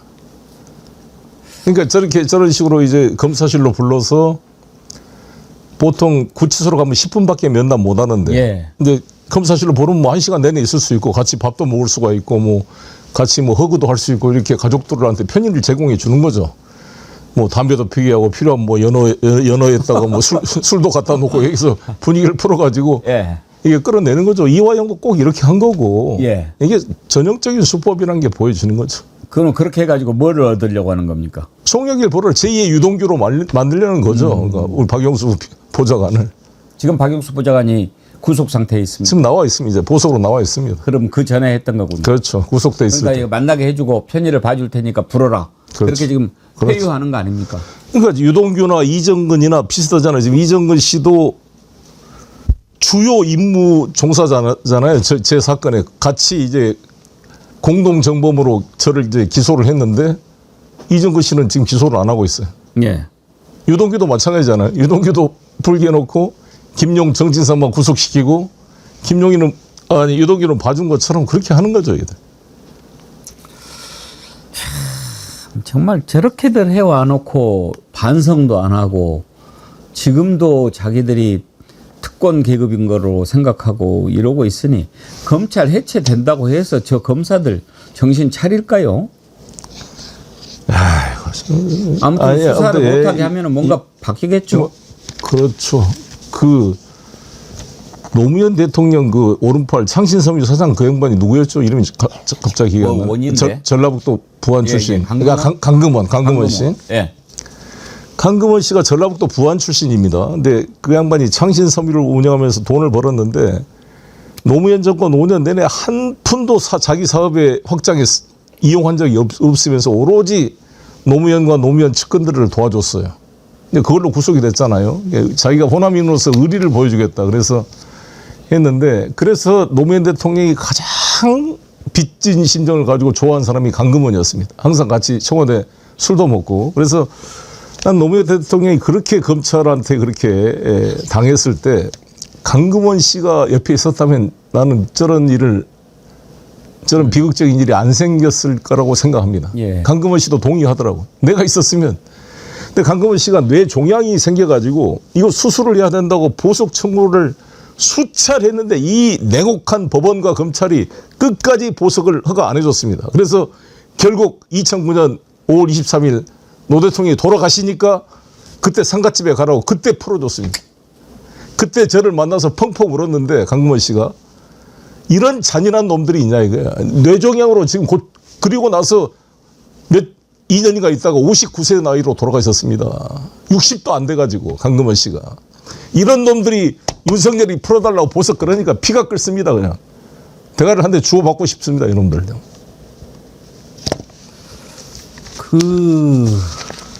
지금 그러고 있는 판인데 윤석열이가 김현우 구치소장 있을 때 얼마나 호화롭게 감방 생활을 했는지 이제 막 드러나고 있지 않습니까? 보니까 뭐 말도 못한 대접을 했더라고요. 홍고방을 타가지고 마음대로 돌아다니게 하고 또 뭐 머리 손질하게 해주고 술도 처먹고 그러지 않았겠어요? 그 정도면? 저렇게까지 했는데 근데 김현우 소장 하고 있는 거 보면 지금 단순히 전보시켜가지고 끝낼 문제 아닌 것 같은데요? 그렇죠. 정말 이 직위원도 가고 아니고 참 이게 걱정입니다. 직위원 전화 바꾼 것은 누가 봐도 명백한 증거인멸 시도인데. 그때 전화를 2번 바꿨대요. 2번 바꿨는데 그 시기가 다 절묘해요. 그러니까. 맨 처음에 바꾼 것은 구속 취소 신청했었던 2월 4일 날 바꿨고 네. 그 다음에 바꾼 것은 룸사롱 접대 의혹과 관련해 가지고 문제가 제기됐을 때 바꿨고. 그러니까 구속 취소 청구 관련돼서 뭔가 긴밀한 소통이 있었기 때문에 바꿨을 걸로 이제 우리가 추정이 되고, 그다음에 이 휴대전화 교체 접대 의혹은 뭔가 문제가 있었잖아요. 그러니까 이게 이번에 이 제보자가 직접 나와서 발표를 했죠. 예. 이번에. 우리 민주당 당직자인가요? 정의찬 원내 행정실 그렇죠. 정무실장인데. 근데 이 양반이 이제 장흥 지원에 있었어요. 지기현이가. 예. 장흥 지원 때 이제 같이 술 마시고 친한 친구가 내 후배 변호사인데 아하. 그 친구한테도 이야기를 들어보니까 이제 그 친구는 룸사롱을 가는 친구가 아니어서 그 변호사는 그냥 같이 술은 자주 먹었는데 지기현이가 아주 명랑하대요. 그러니까 자기가 오락부장이라 할 정도로 좀 가볍죠. 뭐 좋게 보면 명랑한 거고. 그러니까 술 먹기 좋아하고 떨기 좋아하고. 그래서 이런 진중한 내란 사건을 막기에 적합하지 않는 성격이에요. 뭐 술 먹기 좋아하고. 그리고 이번에 제보자가 말한 대로 20여 차례 룸사롱을 갖고 자기가 다 돈을 냈다고 구체적으로 룸사롱 이름까지 지적을 하고 있는데 대법원 이 조사 보고하는 것은 너무 눈 가리고 아웅하는 것 같습니다. 그래서 공수처 결과를 본다는데 공수처가 감사 결과 출하도 주지도 않고 협조도 않으면서 이러고 있기 때문에 이제 이렇게까지 밝혀졌으면 공수처가 정말 명운을 걸고 좀 제대로 수사했으면 좋겠어요. 근데 공수처 수사하기 전에 어찌됐든 지기현이 이자를 재판에서 배제시키는 것이 가장 급선무일 것 그렇죠. 같은데 그렇죠. 이러다가는 지금 윤석열 재판 제대로 될 것 같지 않잖아요. 무조건. 맞습니다. 그러면 탄핵해야 되는 거 아닙니까? 그렇죠. 그것도 이제 저는 이번에 추미애 위원장께서 대법원 현장 검증, 국정감사 하기로 건 너무 잘했다고 봅니다. 거기서 좀 명백히 밝혀서 이 지기현 문제도 매듭을 지었나 봅니다. 그래서. 그렇지 않고는 이거 해결 안 될 거라고 봅니다. 맞습니다. 지금 조희대가 대들고 지기현이 이렇게 계속 들어눕고 이러고 있는데 그 재판이 어떻게 제대로 되겠습니까? 맞습니다. 설마 보석은 뭐 안 받아들여지겠죠? 그러겠죠. 예. 만약에 보석 받아들여지면 저는 정말 나라가 절단 난다고 생각합니다. 네. 그러겠죠. 워낙 말도 안 되는 일들이 계속 일어나니까. 이 보석 처분은 지기현 재판부가 아니잖아요. 다른 재판부. 예, 다른 재판부인데 아니 다 지금 보면은 그놈들이라 물론 지금 몇몇 그런 놈들 때문에 막 다 욕먹는 것은 경계를 해야 됩니다만 그래도 사법부는 좀 다르다 하는 것을 보여줘야지요. 맞습니다. 지금 일단 조희대도 지금 청문회 안 나오고 다 안 나오고 그러는데 현장 국감을 하면은 국감을 해보시면 어떻습니까? 좀 뭔가 잡아낼 게 생깁니까? 그렇죠. 어쨌든 대법원에 가서 우리도 대법원에 가서 나도 국정감사했던 기억이 나는데. 예. 근데 그 전에는 안 했나요? 현장 국감을? 안 할 때도 있었죠. 그냥 국회 법사위에서 행정처장 불러가지고 하는 경우도 있었는데. 대법원장을 직접 상대로 국감은 잘 안 했군요. 안 나오죠, 대법원장은 보통. 예. 행정처장이 나오고 대법관들도 안 나옵니다. 예. 그럼 이번에 현장 국감을 하면 조희대가 나올 가능성 어떻게 봐요? 안 나오겠죠. 그럼 어떻게 하죠? 나오도록 계속 요청을 또 해야겠죠, 거기서. 예. 증인 채택하고 안 나오면 고발하고 막 이런 식으로 해도 안 될까요? 그때 법사위원들 그때 상황에서 이제 지금 마일리지가 쌓여가고 있는 것이니까. 예. 저는요 요즘에 이 국회에서 벌어지고 있는 거 보면 지금 국힘에서 이건 사람이 아니다 하는 정도의 망언들이 계속 나오잖아요. 한두 번도 아니고 이제 뭐 보십시오. 송은석이 그랬죠. 곽규택이 그랬죠. 또 최근에 김정재 그랬죠. 어제 엊그저께인가는 남양주의 윤학준이라고 하는 당협위원장까지 나가가지고 정동영 욕설하고 이게요. 저는 이자들이 원래 품성이 그렇게 막대먹은 것이라고도 때문도 있지만 막 혐오를 부추겨가지고 아예 같이 그냥 농계작전으로 자폭시켜버리려고 하는 게 아닌가 그런 생각이 들어요. 국민들이 아이고 보기 싫어 해가지고 다 없어지게. 어제 법사위에서 어떤 일이 있었는지 한번 보실랍니까? 법사위에서 개판을 쳤어요. 개판을 한번 보여주세요. 송석준 내 말에 놀랬나? 자, 서영교 의원님 조용히 해주세요. 서영교. 박규택 의원님. 박규택 조용히 해. 그렇게 벌어서 굴지 마. 박규택 조용히. 정말 사람 이름을 불러 그걸 마시고. 거기다 반말을 해. 반말을. 박규택 조용히 해. 조용해. 박규택 의원님. 입 다물어. 박규택 조용히 해. 싸가지 없는. 반말을 찍찍해요. 저기요, 곽규택이가 서영교 버릇없이 굴지 마. 야 그러는데 곽규택이 71년생이에요. 서영교 의원은 64년생. 최혁진 의원이 70년생. 나이도 젊은 놈이 저렇게 할 수 있습니까? 나이 문제는 그게 말이 됩니까? 저런 것들이 지금 국회에서 법사위라고 하고 있으니 어떻게 되겠어요? 아니 저렇게 하더라도 나는 우리 민주당 의원들은 끝까지 존댓말을 쓰고 그 형식은 철저하게 아무튼 품위 있게 하면서 내용적으로 조근조근 문제를 지적해야 된다 이렇게 생각합니다. 아유 정말 저거 보면은 아예 그냥 없애버리려고 마음을 먹은 그런 것이 아니고서는 해결이 안 된다고 생각이 됩니다. 그래도 윤석열이 대통령 있을 때보다는 훨씬 낫다 이렇게 생각하면서 위안을 가져야 됩니다. 아이고 다른 이야기 좀 가보죠. 참 민주당을 떠나며 그 북콘서트 마치셨어요? 네, 잘했습니다. 분위기 어땠습니까? 9월 19일 날 서울에서 하고 27일 날 광주에서 했는데 둘 다 분위기가 좋았습니다. 이재명 대통령이 축전 보내오셨나요? 예. 그래요. 되게 이렇게 북콘서트하고 그러는 것은 일반 이제 물론 국민께 인사드리는 차원도 있지만 되게 이제 정치하는 분들이 어떤 기지개를 켜는 것으로 우리들이 많이 생각하잖아요. 네. 그렇게 받아들여도 되겠습니까? 네, 지금도 제가 소남당 대표로 활동을 하고 있으니까. 민주당으로 돌아오며 이런 책 후속작 나옵니까? 네, 이제 그렇게 써야죠, 나중에. 이거는 번역서고, 제 책으로는. 번역서는 민주당을 떠나며, 송영길 저로는 이제 민주당에 돌아오며 뭐 이렇게 돼야 되겠죠.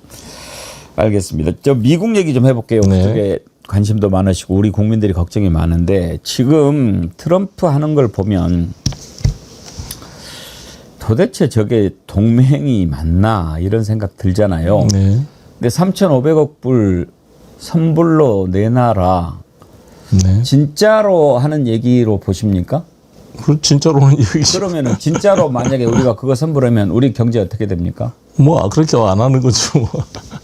안 하면 계속 우리는 높은 관세 부담하고 이렇게 가야 됩니까? 아니 좀 버티다 풀릴 겁니다. 어떻게 풀릴 것 같습니다. 절대 저는 트럼프 대통령처럼 말에 흥분하지 말고 그냥 잘 버텨내야 됩니다. 버텨내면서 좀 뚫어내야 되고 저는 이제 이재명 대통령한테도 좀 건의하고 싶은데 뭐 별도로도 제가 메시지를 보내겠습니다만 배웅기 정은희 TV에서 말씀드리고 싶은 것은 저는 이재명 대통령께서 이번 유엔 가기 전에 자주국방이라는 메시지를 줬잖아요. 나는 탁월한 메시지였다고 봅니다. 우리 국민들에게 미국 아니면 우리나라가 곧 무슨 무너질 것 같은 이러한 이 4대 의식, 이런 비자적인 종속된 의식을 떨쳐내야 됩니다. 군인부터 떨쳐내야 돼요. 합참부장 청문회인 거 보세요. 오죽했으면 박선원 의원이 그렇게 뭐 화를 냈겠어요. 그러니까 어떻게 대한민국 군인들이 스스로 이 나라를 지킬 의지와 자신감이 없이 미국이 없으면 곧 무너질 것 같은 생각을 하고 있냐고요. 동네 깡패들도 그렇게 안 하잖아요. 내 동네는 내가 지킨다. 여기는 내 영역이다.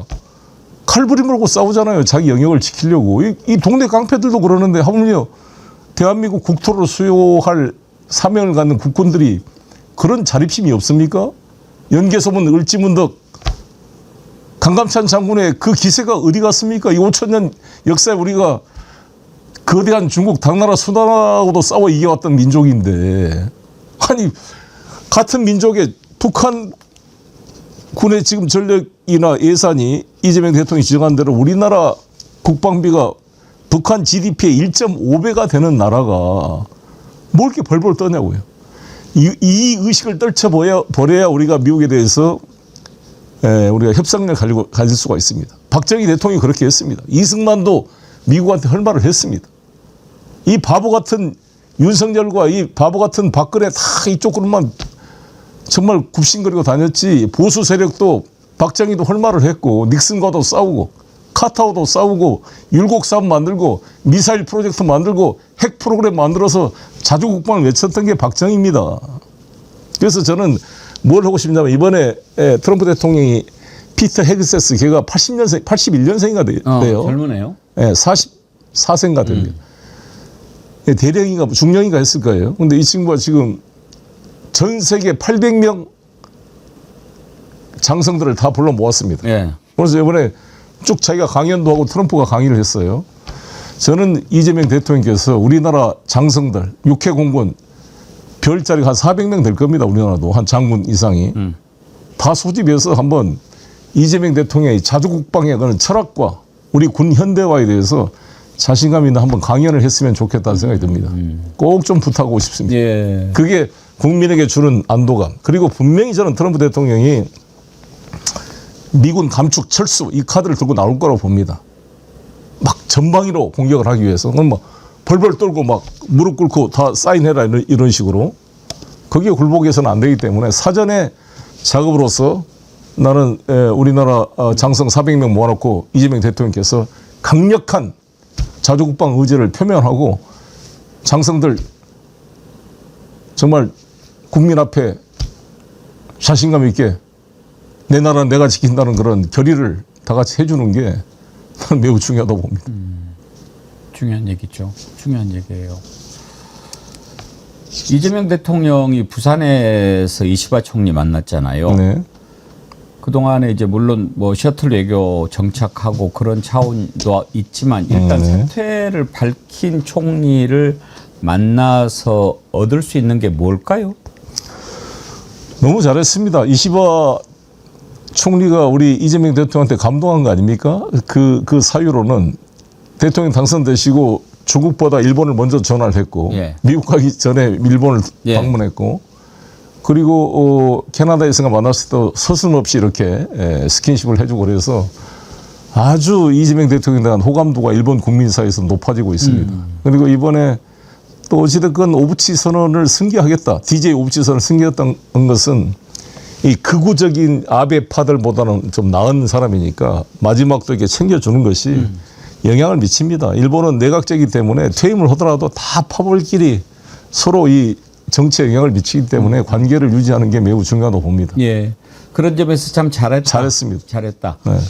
혹시 이시바 총리를 만나서 계속 이렇게 좀 살갑게 하는 것을 통해서 트럼프한테 전하는 메시지도 있을까요? 당연히 있다고 봅니다. 우리는 항상 미국이 주장한 게 한일 간에 왜 너희들끼리 싸우냐 이런 거에 대한 그 있었잖아요. 자기들 이렇게 연결시키려고 하는 걸 뭐 필요 없이 우리 스스로 알아서 우리가 필요한 것은 협력한다. 그리고 은근히 지금 트럼프의 일방적인 관세 정책과 투자 강요 정책에 대한 동병상련의 모습을 보일 수 있는 것이기 때문에 의미가 있다고 봅니다. 혹시 지금 이제 에이펙이 다가오고 있는데 에이펙 전에 교착 상태에 빠진 한미 간의 협상이 좀 타결될 가능성이 좀 있다고 보십니까? 가능성도 있는데 문제는 우리가 굴복하느냐 안 하느냐의 문제이기 때문에 저는 이 에이펙 총회를 이유로 굴복할 수는 없는 일이다. 지난번에도 한미 정상회담을 이유로 굴복을 할 수 없었던 것처럼 미국이 변화되지 않으면 이것은 우리의 재량 범위를 넘어선 거잖아요. 지금 우리 보수 언론들도 국민의힘 일부 이상한 사람들만 빼놓고는 다 동의하잖아요. 어떻게 이거를 3,500억 달러 이 투자를 여기다 사인을 해 주겠습니까? 우리나라가 그냥 외환위기로 바로 무너지는데 국가 운명이 걸린 문제인데 못합니다. 이거는 누군 아무리 보수적인 사람도 할 수가 없어요. 윤석열 같은 사람은 빼고.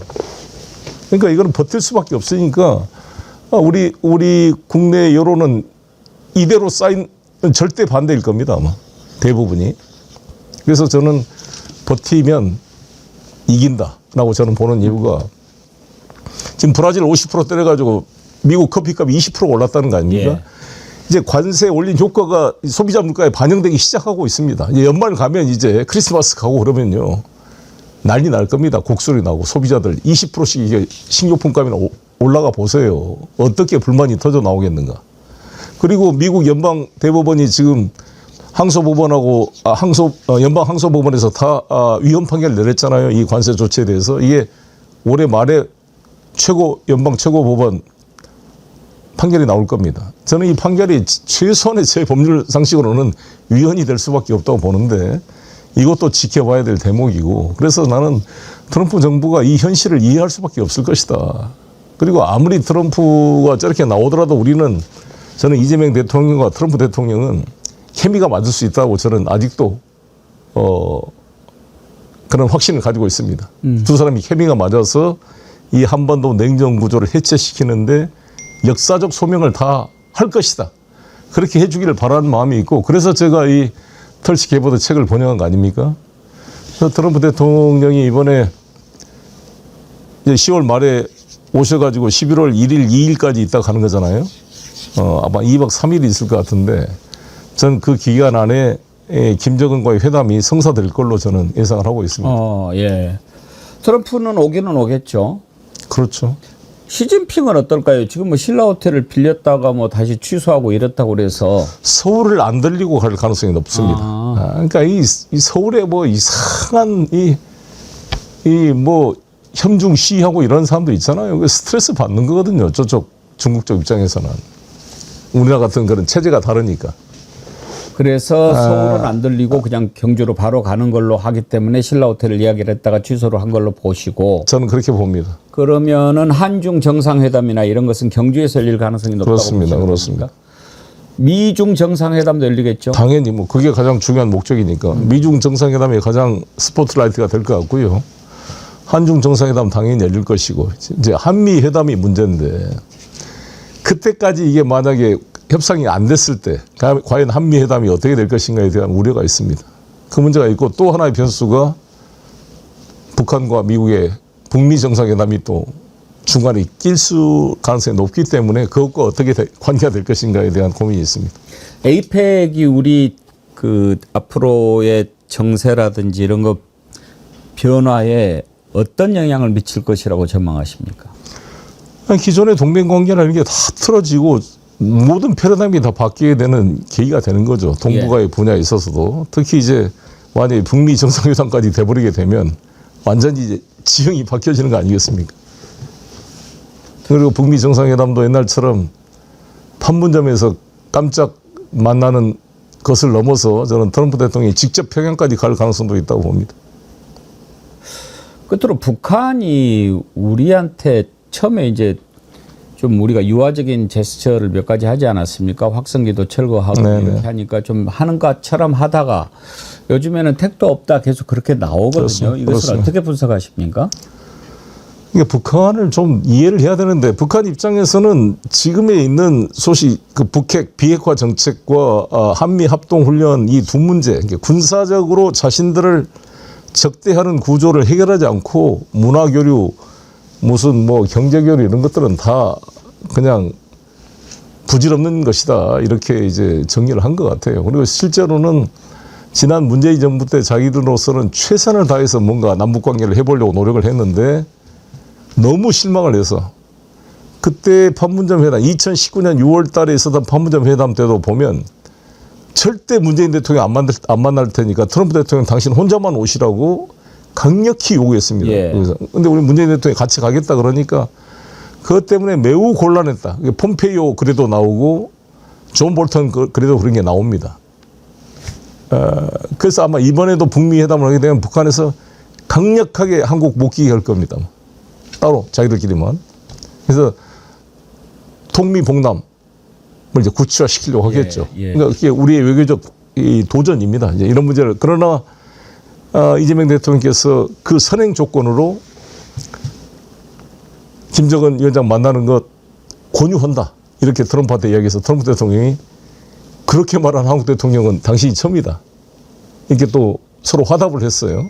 그래서 미리 그런 것을 정리해 놓은 것은 잘한 거로 보여지고, 이제 오늘 백악관 성명에서 조건 없이 만나겠다 이런 표시를 했잖아요, 북을. 그러면 이제 그게 지난번 9월 3일 전승절 행사 때 시진핑과 김정은의 회담에서 비핵화라는 조항이 처음으로 빠진 거거든요. 예. 그것과 유사한 궤를 맞추는 거고, 이게 이재명 대통령의 핵 동결과 상호 매칭이 되는 면이 있다고 봅니다. 그래서 뭔가 이 현실 속에 계속 비핵화만 앞서서 싸우면 하는 대화가 안 풀리기 때문에 아마 그런 대화를 열기 위한 그런 공감이 만들어지고 있는 게 아닌가 생각합니다. 알겠습니다. 차관 참 이제 석 달 지나고 넉 달 돼가는데 너무나 긴 시간을 지나온 것 같은 그런 느낌이 들어요. 그래요? 이번 추석 지나고는 좀 좋은 소식들이 좀 많이 들리면 좋겠습니다. 추석 때 계획은 어떻게 돼 있으십니까? 네, 저기는 뭐 계속 여기서 좀 그동안 못 읽었던 책 좀 읽어보려고 그럽니다. 책 읽기 좋은 계절이죠. 네. 알겠습니다. 오늘 말씀 여기까지 듣죠. 네. 고맙습니다. 고맙습니다. 송영길 선언무당 대표 만나봤습니다.